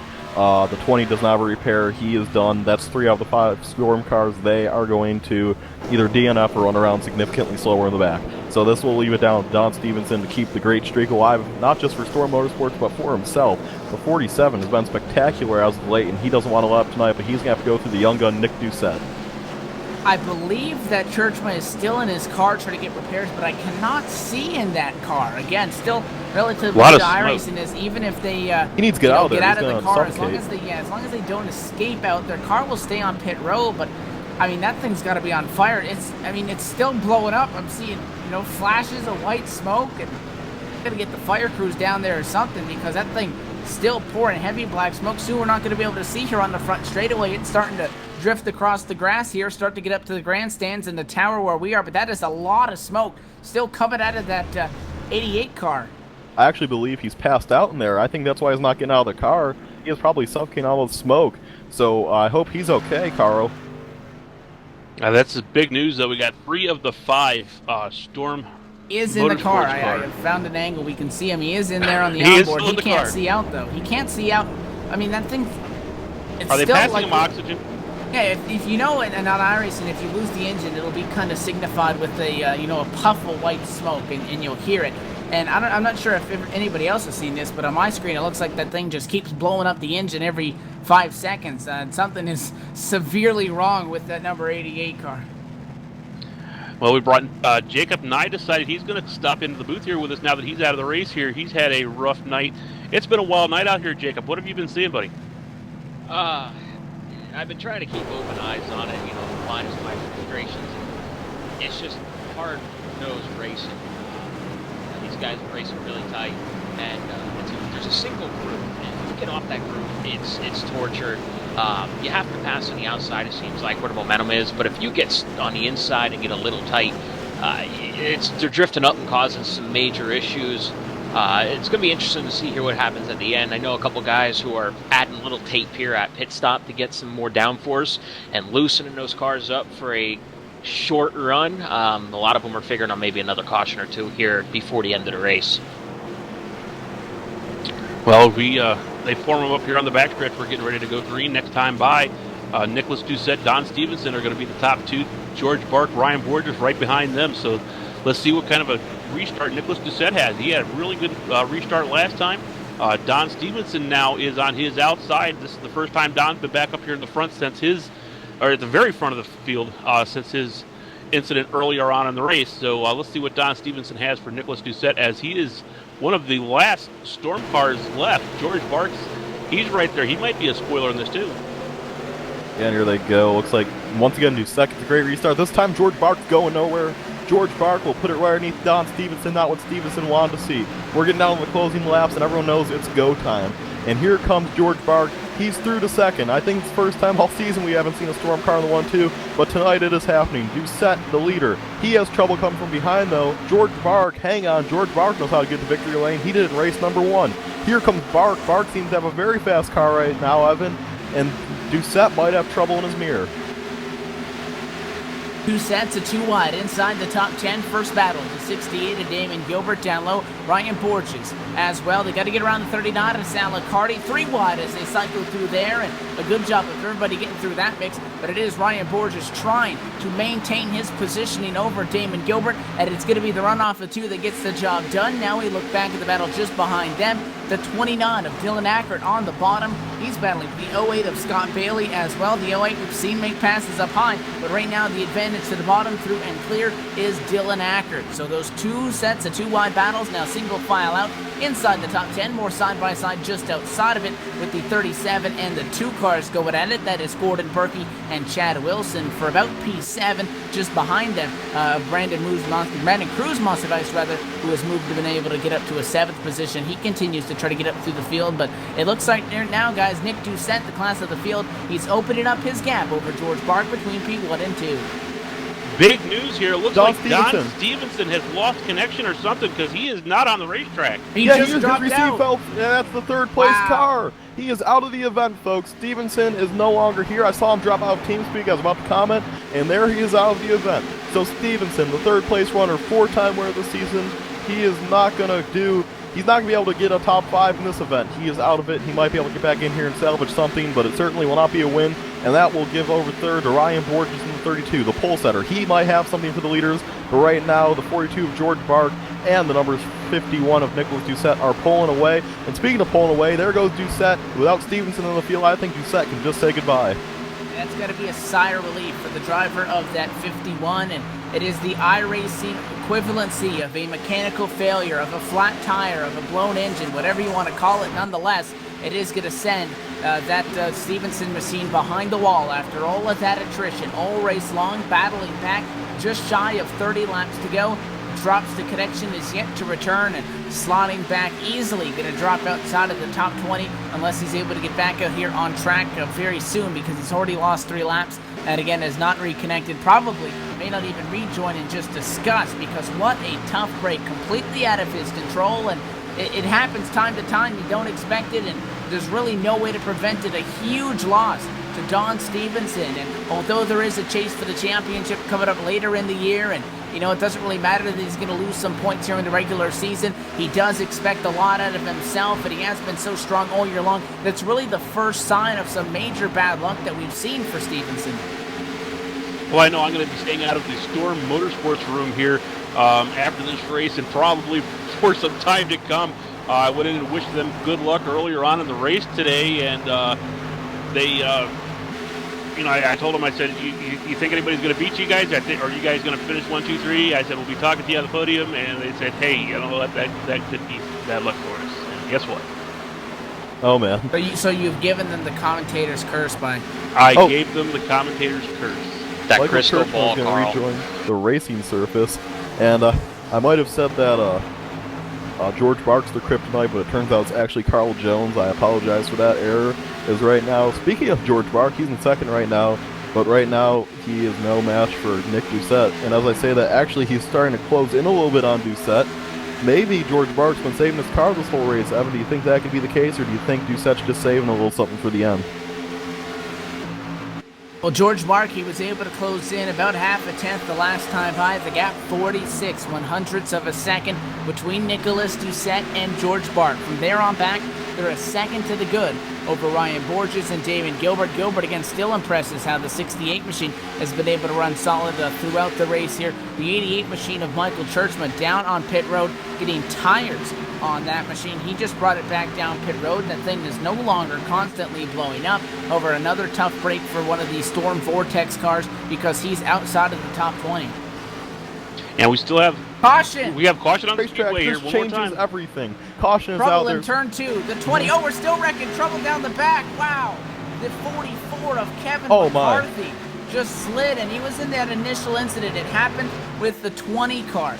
And Kevin McCarthy, actually, we'll talk about the initial incident. David Wink in quarters number 1 and 2 just got sideways. Coming into the corner, arced it real in, got sideways to the apron, tried to hang on, slid up the racetrack, locked up the brakes, and was just clipped by that 44. Caution's out. Kevin McCarthy goes bottom, PD, slides up the track, and the 50 somehow, Dustin Lee is able to see that car was sliding up the hill, make an evasive move over to the high side. Otherwise, he would have been hard in the fence as well. That was nearly a tough break for that number 50 machine, because that could have gotten a lot more ugly than it did, as that 44 was slotted around without an engine.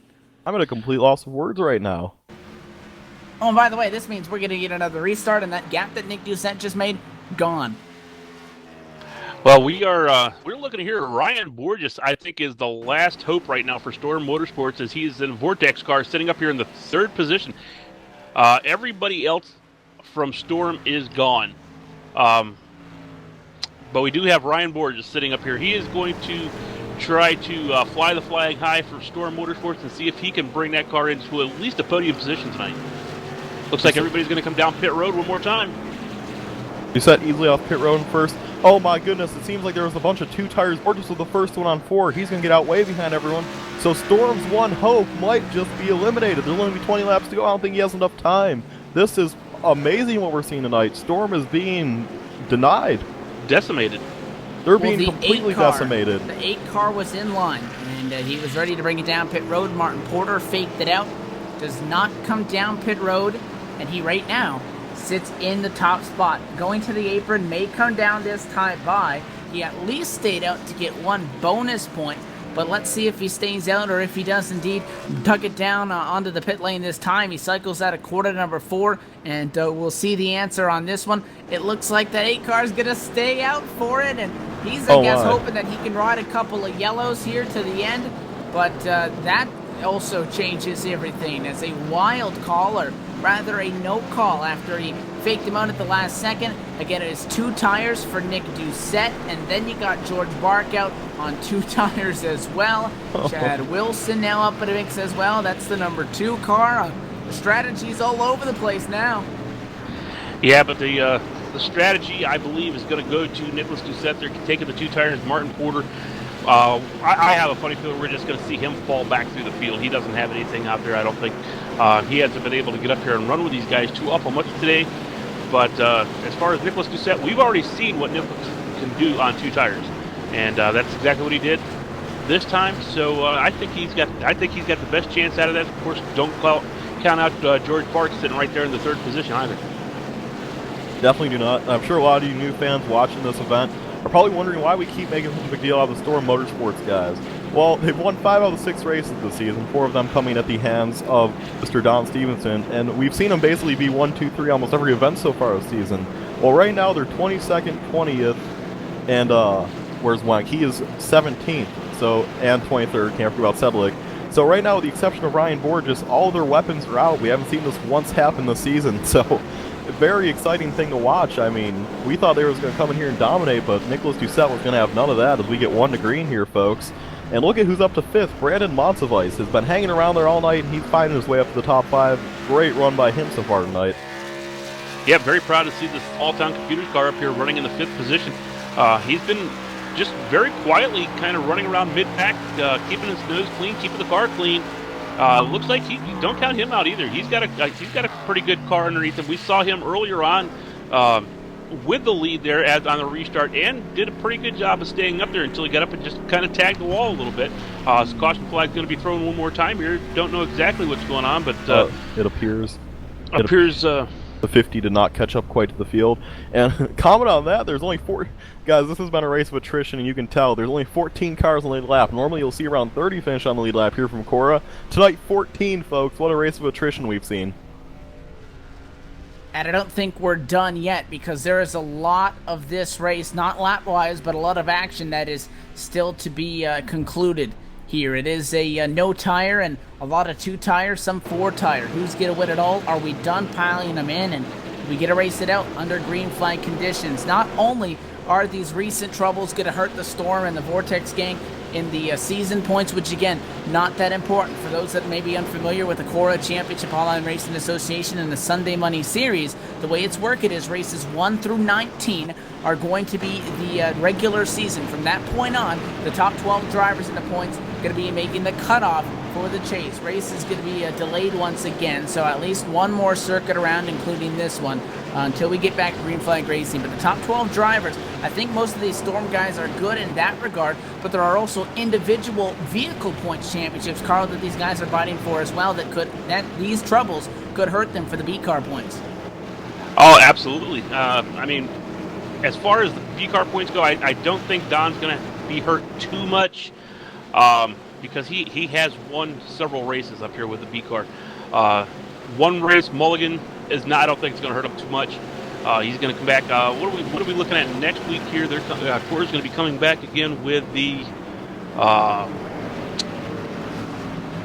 If you asked me any other time, I would have had my upcoming events thing all prepared, and again, I was working with my technical stuff. Next week, well, they're going to be our the final B car race. Yes, our final B car race for this little segment of them at Atlanta, which we have seen earlier in the year with the trucks, and that was an exciting one. So Atlanta always proves to be interesting. Don Stevenson is back on track, and it looks like they are going to give him laps down. his some of his laps back here because of a disconnection. CORA does have a policy in their rulebook, which I like the policy because it's not your fault when your computer goes out. But you know, like you said, it's the equivalent of a flat tire. But they do have a policy. If you do drop connection one time, you will get as many laps as they can get you back before they go back to green. So that's what we're seeing right now. That's why we're seeing these cautions, because Don Stevenson did get back on track, and they are going to try to give him as many laps as they can back to get him as close as they can to the front of the field one more time.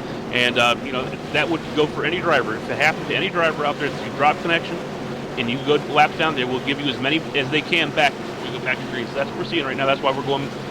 We had a couple cautions thrown trying to get Don Stevenson back as close to the lead lap as possible.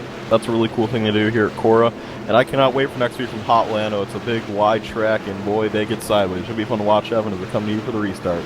New catchphrase for next week, Hot Lando. Side by side and getting set to go at it. 19 laps will remain in this one. Pace car is dived down now on the safety pit road. The 8 of Martin Porter, no hesitation. Green flag back in the air. The best thing that can help him is if they battle for second. It's a challenge from George Barker. Nose to the inside of Nicholas Doucette. He'll get there down at a quarter, number 1, and now side by side for P2. The longer they fight, the more that 8 car can get a gap, which he desperately needs on no tires. You see, already slowing off the quarter. Doucette not giving up from George Bark. No, the 8 trying to break any sort of a draft. I think they both might catch him even though they're side by side. Yeah, we're back under caution one more time. Caution. Race control has thrown the caution. Oh my!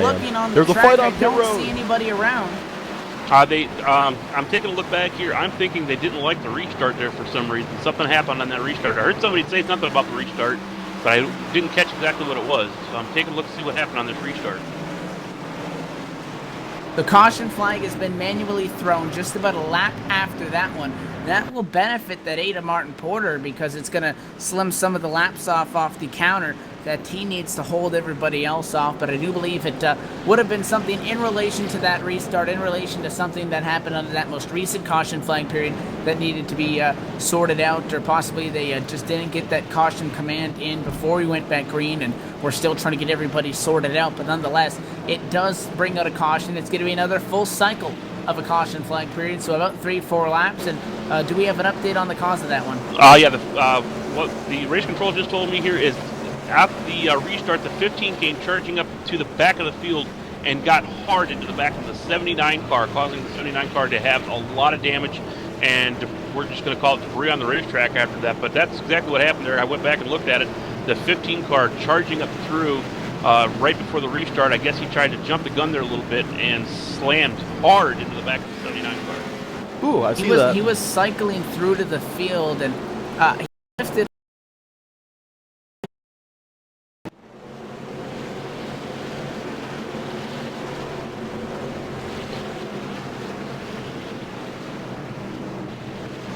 Live here. Back live at the Charlotte. Yeah, hi Petey, how you doing?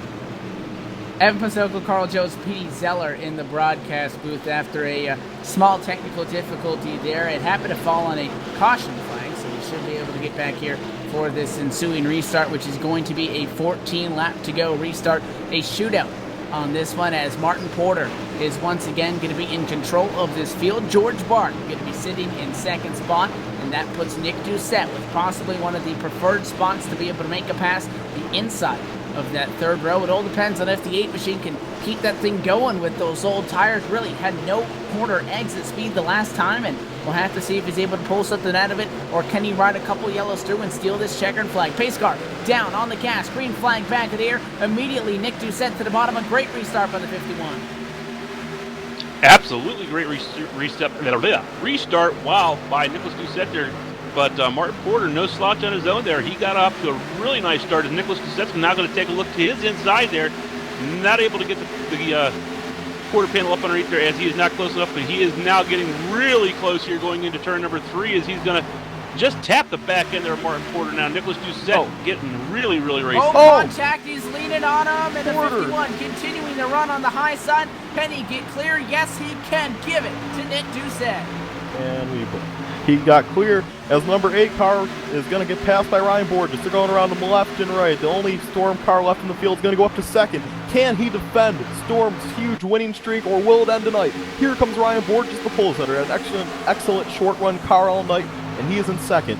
Only one car left to pass. That's the 51 of Nick Doucette. The 8 car. No, George Bark big wreck. Big wreck. This is gonna be big. Oh my God, a huge wreck for George Bark. He's in the fence. Get the safety once crews. again, we thought we had more contact as Salicardi just took out George Bark again. And guys, we talked about it, how the 42 had finally gotten a race where things didn't go downhill. And within 12 to go, it's the lap car who slides up, gives George Bark a nudge. Hard in defense goes that number 42. And the way those other guys hit him, what a wild wreck. The way that 42 car just got sent into the air. That'll be a cool replay shot at least. Yeah, up and over goes George Barks. That was nasty looking wreck there. Yeah, 42 car once again having problems, not able to be up here. But what does that do? That brings Ryan Borges now up to the second position here. The last Storm car that's going to be any kind of contention is Ryan Borges. He's right behind the Nicholas Doucette car. Petey, I guess you had some questions you want to talk to Jacob? Yeah, Jacob, I also want to ask you. So, and since your car's out of the race now, what are you doing to help your team right now trying to move forward in this race? Honestly, I'm sitting here, I'm in the spotter pack, talking to my guys. We have our private channel through the sim, and I'm able to give them a heads up, with the left lane guys, quick lane, and fast lane. We work together as much as we can, and just try to be that extra eye in the sky for some of them, because we all love to race so much, and, our passion's behind the wheels. We're all on the track, and when we go out, we try to help each other after that incident happens. All right. Well, since you're out of this race, how do you think your setup's going to be at Atlanta next week? Do you think you'll have a shot to win? Well, after this race, we're going to get together, like I just said, with the lane racing establishment and discuss what we're going to do. Some unfortunate events have been going on here recently that I don't know what's going to go on. If you see my 16 on the track, I can guarantee you it is going to be a strong runner. Without any glitches or anything in the system, I don't see why I can't be up there. You guys have been saying all night about Storm Motorsports. They are the Hendrick Motorsports of CORA. Well, Fastlane is the Joe Gibbs of CORA. We have some drivers who aren't afraid to take some risks. Right there, Martin Porter, no tires. Atlanta's going to be like this. Nice part will be we can race side by side a little better, though, I believe. But that remains to be seen to give you a true answer what's going to go on there. That was once again Jacob, and apparently the Lane Motorsports might not be returning after this week, but we will see moving forward, Evan.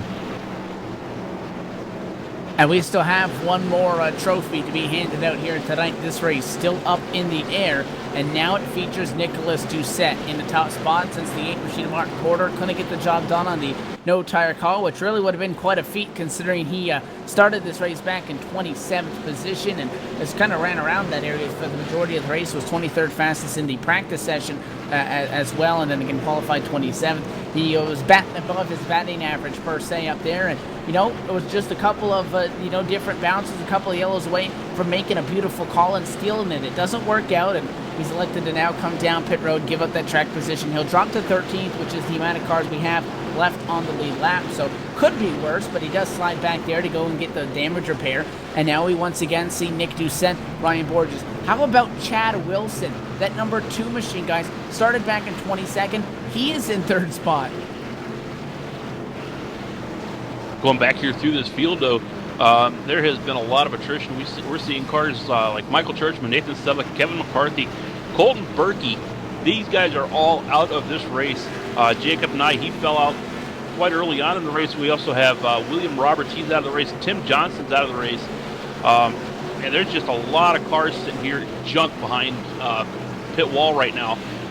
One of the cars just came back out on the racetrack, however, is 12 laps down, as Joel Woods was in for some extensive repair. He has been popping in and out of pit road here every lap these last couple of cautions, trying to get some of this damage fixed on his car. We're also looking at a damaged car of David Wink sitting out here right now, 20 laps down. So, yeah, we got a lot of attrition going on here. A lot of cars out of the race or badly damaged out on the racetrack.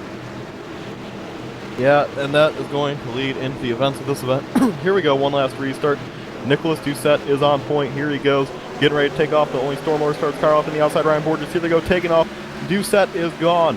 Battle for second. Chad Wilson, Mr. Where Did He Come From right now, going to battle for second with Ryan Borges. Nicholas Doucette is saying goodnight, Charlotte, looking at his mirror because his biggest competition just got passed by Chad Wilson. Chad Wilson started 22nd, and he's up to second.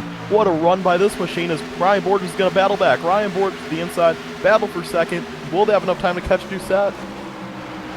The 2 car had gotten clear for B2. Borges, Doug coming out of quarter number 2 and was able to get back to the inside and nearly in the fence. They're rubbing doors, is still going at it for the number 2 spot. Advantage that time by to Chad Wilson by 1/1000th of a second. Only issue that is they're not racing for P2. They want the top spot. They're still side by side. Borges gonna slide up, not quite clear. He'll make room. Give Borges now the second spot. Scott Bailey to the inside of the 2 of Chad Wilson. That now becomes a battle for third as a 2 car now appears to be sliding back. Does Ryan Borges have enough time as he needs to chase down about half a second gap between him and Doucette up front? Ryan Borges used that car as a crowbar as he wedged his way up there into the front of Chad Wilson for the P2 position there, but did make it work. And Chad Wilson, I don't think liked that too awful much there because he did scrape some paint off the front nose of Chad Wilson as Borges just scrubbed up there in front of him like that. But the battle still rages on here now for the third position as Scott Bailey now is taking a look down to the inside of Chad Wilson. Is he going to be able to make the pass? I don't know, but it's going to be close here. We have just 5 laps to go. The flag man's waving 5 fingers from these drivers. They know there's just 5 laps to go. Right now, he's getting passed right now by the Ford camp. Damon Gilbert, one of the only Fords in the series, is trying to represent well, trying to get a third place position, although he is actually going to lose that spot and possibly another one. To Scott Bailey and his Chevy Camaro on the outside, but Damon Gilbert's not giving up easily. The battle for the lead is heating up, though. Borges is closing in. Doucette's slowing down a little bit, and this is getting exciting. To compare laps, last time by, Doucette 2.51, Borges 2.22. So it's getting exciting here, Evan, and these closing laps. Can Borges get... Oh, Borges hits the apron and gets loose. He's digging and everything that he can. The gap is 5 car lengths. This race so far, 11 cautions for just about 44 laps of yellow. But it is Ryan Borges who does not want that to become 12 because if a caution flag were to fly now, this race would end. Digging, and he's closing time. Last time by 0.3 of a second, this time too. Closing in now at 3 laps to go. Only issue I think the number 32 car is going to have is if he can get to him at this rate, he's not going to have enough time to set him up for a pass. Now out of the quarter number 2, these 2, it's a 2-car show for this race win. We're bumper to bumper for third on back, some side-by-side just at the tail end of the top 10, but all eyes on front as they head through 3 and 4, 2 to go this time by. Nicholas Doucette brings it down one more time back across the start-finish line there, and he has still got a lead, but it's not much as Ryan Borges has now closed it down to 1/10 of a second. Looks like he's got less than a half a car length now. He is right on the back door of Doucette. Is he going to be able to make the pass? Oh my, here comes Ryan Borges in his 32 car. They are flying. The flag man has the white flag in hand. He's waiting to drop it. Here they come. White flag in the air. Ryan Borges is there. Can he get by him? They are going to race for this win. Many battles behind. We're going to focus on this one. It's just 1/10 of a second now. Ryan Borges going for his second win on the season, trying to keep the Storm Motorsports streak alive. Nicholas Doucette, the young man, trying to get yet another victory in his impressive CORA career. Here they come. Turn number 3. Down to you, Evan. Borges dug and he drove it in hard, but he just caught the apron, and that's going to cost him. Final time through 3 and 4. The final push is going to come up short, and out of the final turn, checkered flag in the air, and a win for Nicholas Doucette. He gets it over Ryan Borges, who comes home in second, and Scott Bailey going to get a podium finish out of that one. Yeah, and Damon Gilbert third, Chad Wilson fifth, and look at Brandon Monsivice. Career night for him. He finished 6th. Yeah, 6th position for the Smalltown Computers car there as he had a 5th place starting place and just ran really nicely right around the middle of the pack all day long. But we are back up here now with Nicholas Doucette, and the young gun brings it home with the victory over Ryan Borges and Scott Bailey. Nicholas Doucette's going to burn him down, and we will talk to him and the other top 3 members on the other end of this commercial break. See you on the other end.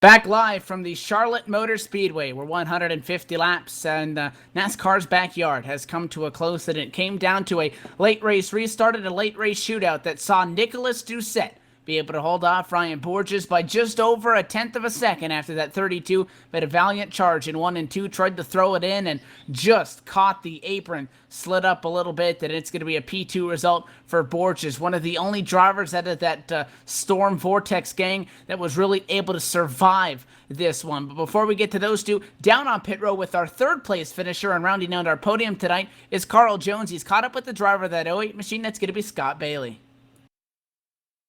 Yeah, standing down here with Scott Bailey as Scott brings it home in third position. Great run tonight, Scott. Give us a little bit of a rundown on how the race went for you tonight. First thing, I want to thank Fast Lane, Quick Lane, and Left Lane for all the help they give me and everybody else that's involved with that. And just tonight, I came into the race. I had a good setup for the qualifier, and I thought, okay, if I could bring this momentum into the race, I could finish well.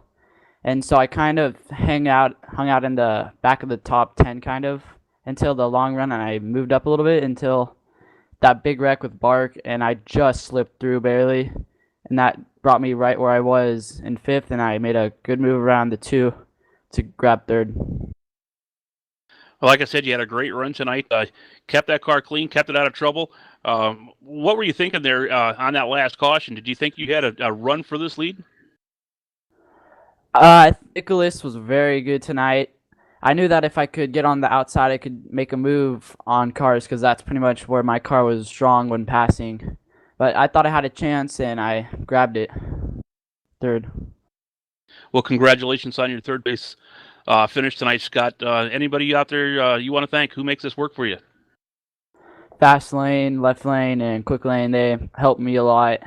And everybody watching, thanks for watching. Ladies and gentlemen, we've got Scott Bailey here, our third place finisher. I believe that Evan has caught up with the second place of Ryan Borges. Yeah, we're going to mix things up a little bit here. I'm down on pit road tonight with our second place finisher, driver of the number 32 car, going to be Ryan Borges. And Ryan, you were digging there. You really threw it in the 1 and 2. Just looks like you caught the apron a little bit, came up short. Walk us through not only this entire race, but that final dash where you kind of got held up racing for second for a little bit, and looks like you just ran out of time by a little bit.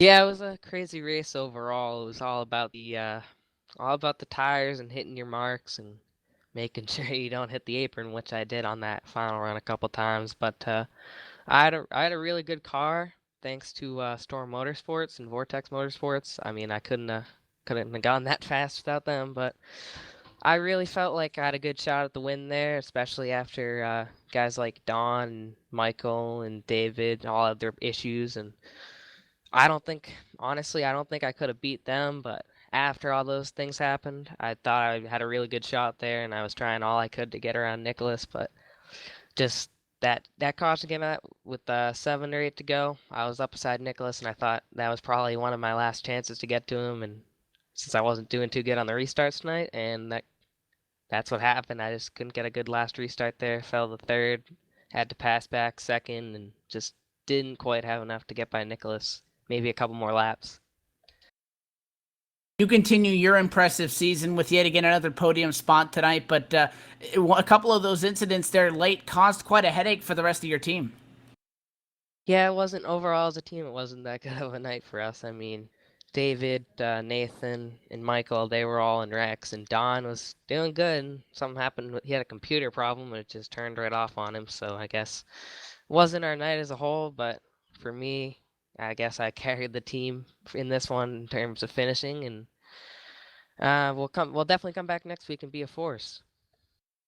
We've been to Atlanta before this year in the trucks. We're going to hit them up at the beat cars now. It's going to be the Atlanta Motor Speedway in 1 week's time. Is there any sort of way you can relate that race in the trucks, take anything that you learned from that and apply it to next week? I just know that Atlanta's a really, really, really slick track. It's an older surface, so it's all going to be about. I imagine it's going to be just like Charlotte in terms of like tire management and making sure to hit your marks, but it's going to be a crazy race like this one. All right, Ronald, before we let you get back down to the team and maybe consolidate them on what was a pretty rough second half of tonight's race for them all, sponsors and shout-outs as always. Who kind of makes this possible?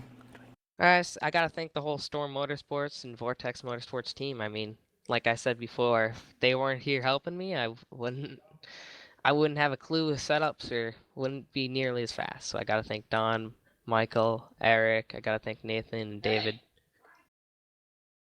All right, well, you had a strong night, and we hope to be able to see you and that team also continue the dominance that you have shown throughout this year. It's going to be a P2 for you again, Ryan. Thanks for talking with us, and good luck rolling forward in Atlanta next week. Thanks. And that is tonight's second place finisher, driver of the 32 car, Ryan Borges. And typically, I'm down in the victory lane celebration. I gave up the Gatorade tonight, so PDJ Zeller is down with his favorite driver. He's got a Nicholas Doucette t-shirt on, and it's the 51 in victory lane. Yeah, I got my Nicholas Doucette t-shirt, hat, and special Nike shoes on tonight. I've caught up with tonight's winner, Nicholas Doucette. Nicholas, you had a great run tonight. You were kind of hanging around the top 5 early. You made a quick strategy call right in the beginning, took 2 tires, and then you started dominating from that point on. How did you manage to win this race, Nick? Honestly, I do not know.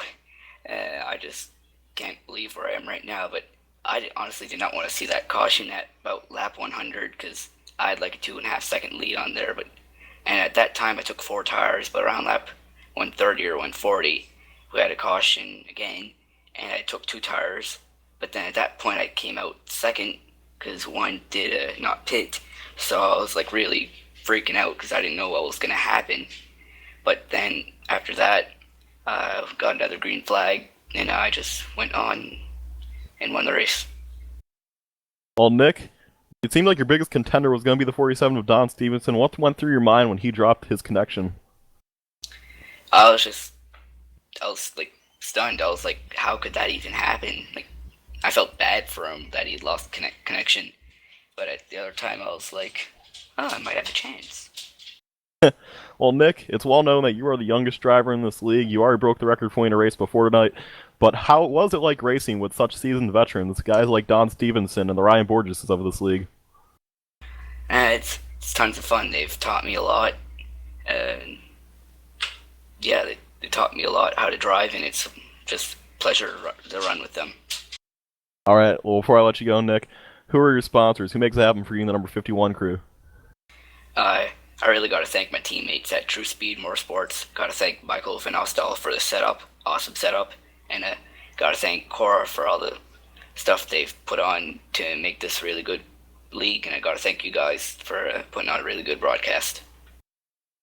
All right, Nick. Well, we'll hope we talk to you later on in the season. Great win tonight. And I'm going to send it back to you, Evan, for closing thoughts. 10-4, thank you. So that is tonight's winner, driver of that number 51 machine, Nicholas Doucette, who is able to get the job done tonight. And PDO, you doing okay down there? Are you breathing again?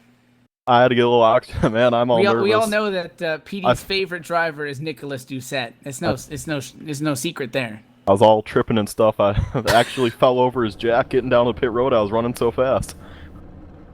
Well, maybe we can compare him. If you take the one car off and we give him the 5, maybe we'll call Nick Doucette Casey Kane, and Petey will be playing the role of a 16-year-old girl. But nonetheless, Nicholas Doucette is your winner tonight. Ryan Borges third, Scott Bailey in the number 3 spot. Borges rather got second position. Those were the top 3 finishers. We'll give you a full field rundown so you know where everybody finished. Damon Gilbert got 4th. 5th position would go to Chad Wilson. Brandon Monsivice came home in the number 6 spot. 7th position to Gordon Berkey. 8th to Dylan Ackert, Everett Lane in 9th, and rounding up the top 10 would be Jason Halverson. In the 11th position, we are going to be seeing Dustin Lee. Martin Porter, he finished in 12th. Dominic Dyball, after all of his trouble today, he finished in the 13th position. John Pansula is in 14th. James Brown, he is in the 15th position. Dustin Loynes finished here in the 16th position. Gave Don Stevenson, after his wonderful run through the field, but unfortunate disconnection, the 17th position. 18th position goes to David Wink, and then George Barks 19th and Joel Woods in 20th. Dale Carty 21st, Michael Churchman tough break 22nd, Nathan Sedlick another tough break 23rd, Kevin McCarthy our in-race reporter 24th, 25th Colton Burke, 27th Matt Clifton, No, wait, that's actually 26th with Matt Clifton. 27th, Dale Atkins. 28th, Mitchell Reeves. 29th, Jeffrey Smith. And around your top 20 is that number 60 of Patrick Scahill. And then obviously cycling through the rest of the field here, Tim Johnstone in 31st. 32nd, we go to William Roberts, and Jacob Nye would finish in the number 33 position. 34th also to Mark McFadden, did not start this race, so 33 cars total. Ended up with about 13 of them on the lead lap, but it was all said and done. And guys, a race that pretty much was what we expected at Charlotte. It's one of the tracks that comes standard with iRacing, so it's always up in hosted sessions. You're always getting lap times on it, and when they turn the lights on at this place, there's a lot of grip. I say that conservatively because we saw guys sliding around a lot tonight, but it was an exciting race as we come to expect. A lot of beating and banging, and a lot of drama too that presented itself. Final thoughts before we roll out of here for the night.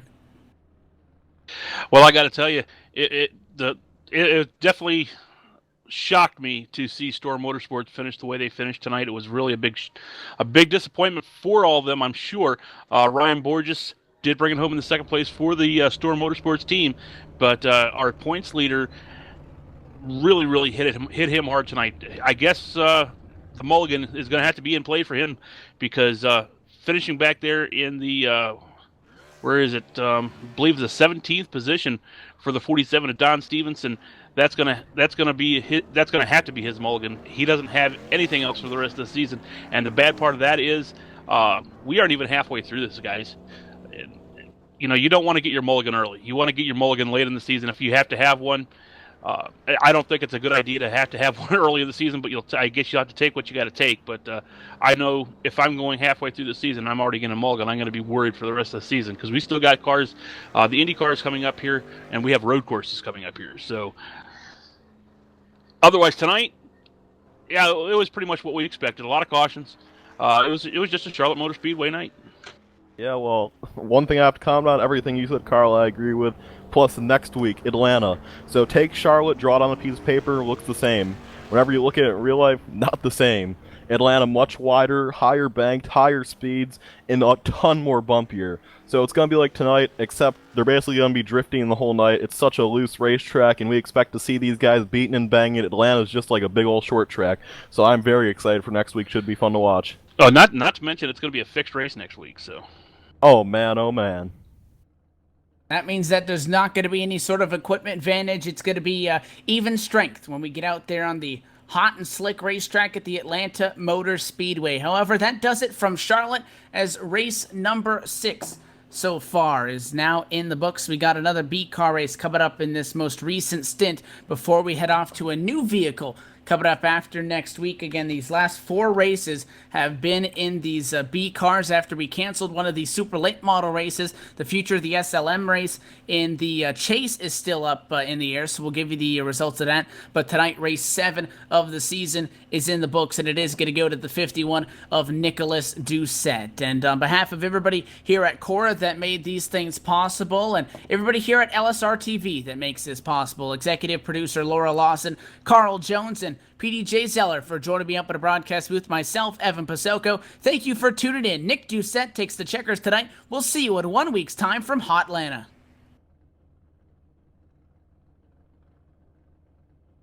No, because you said it once.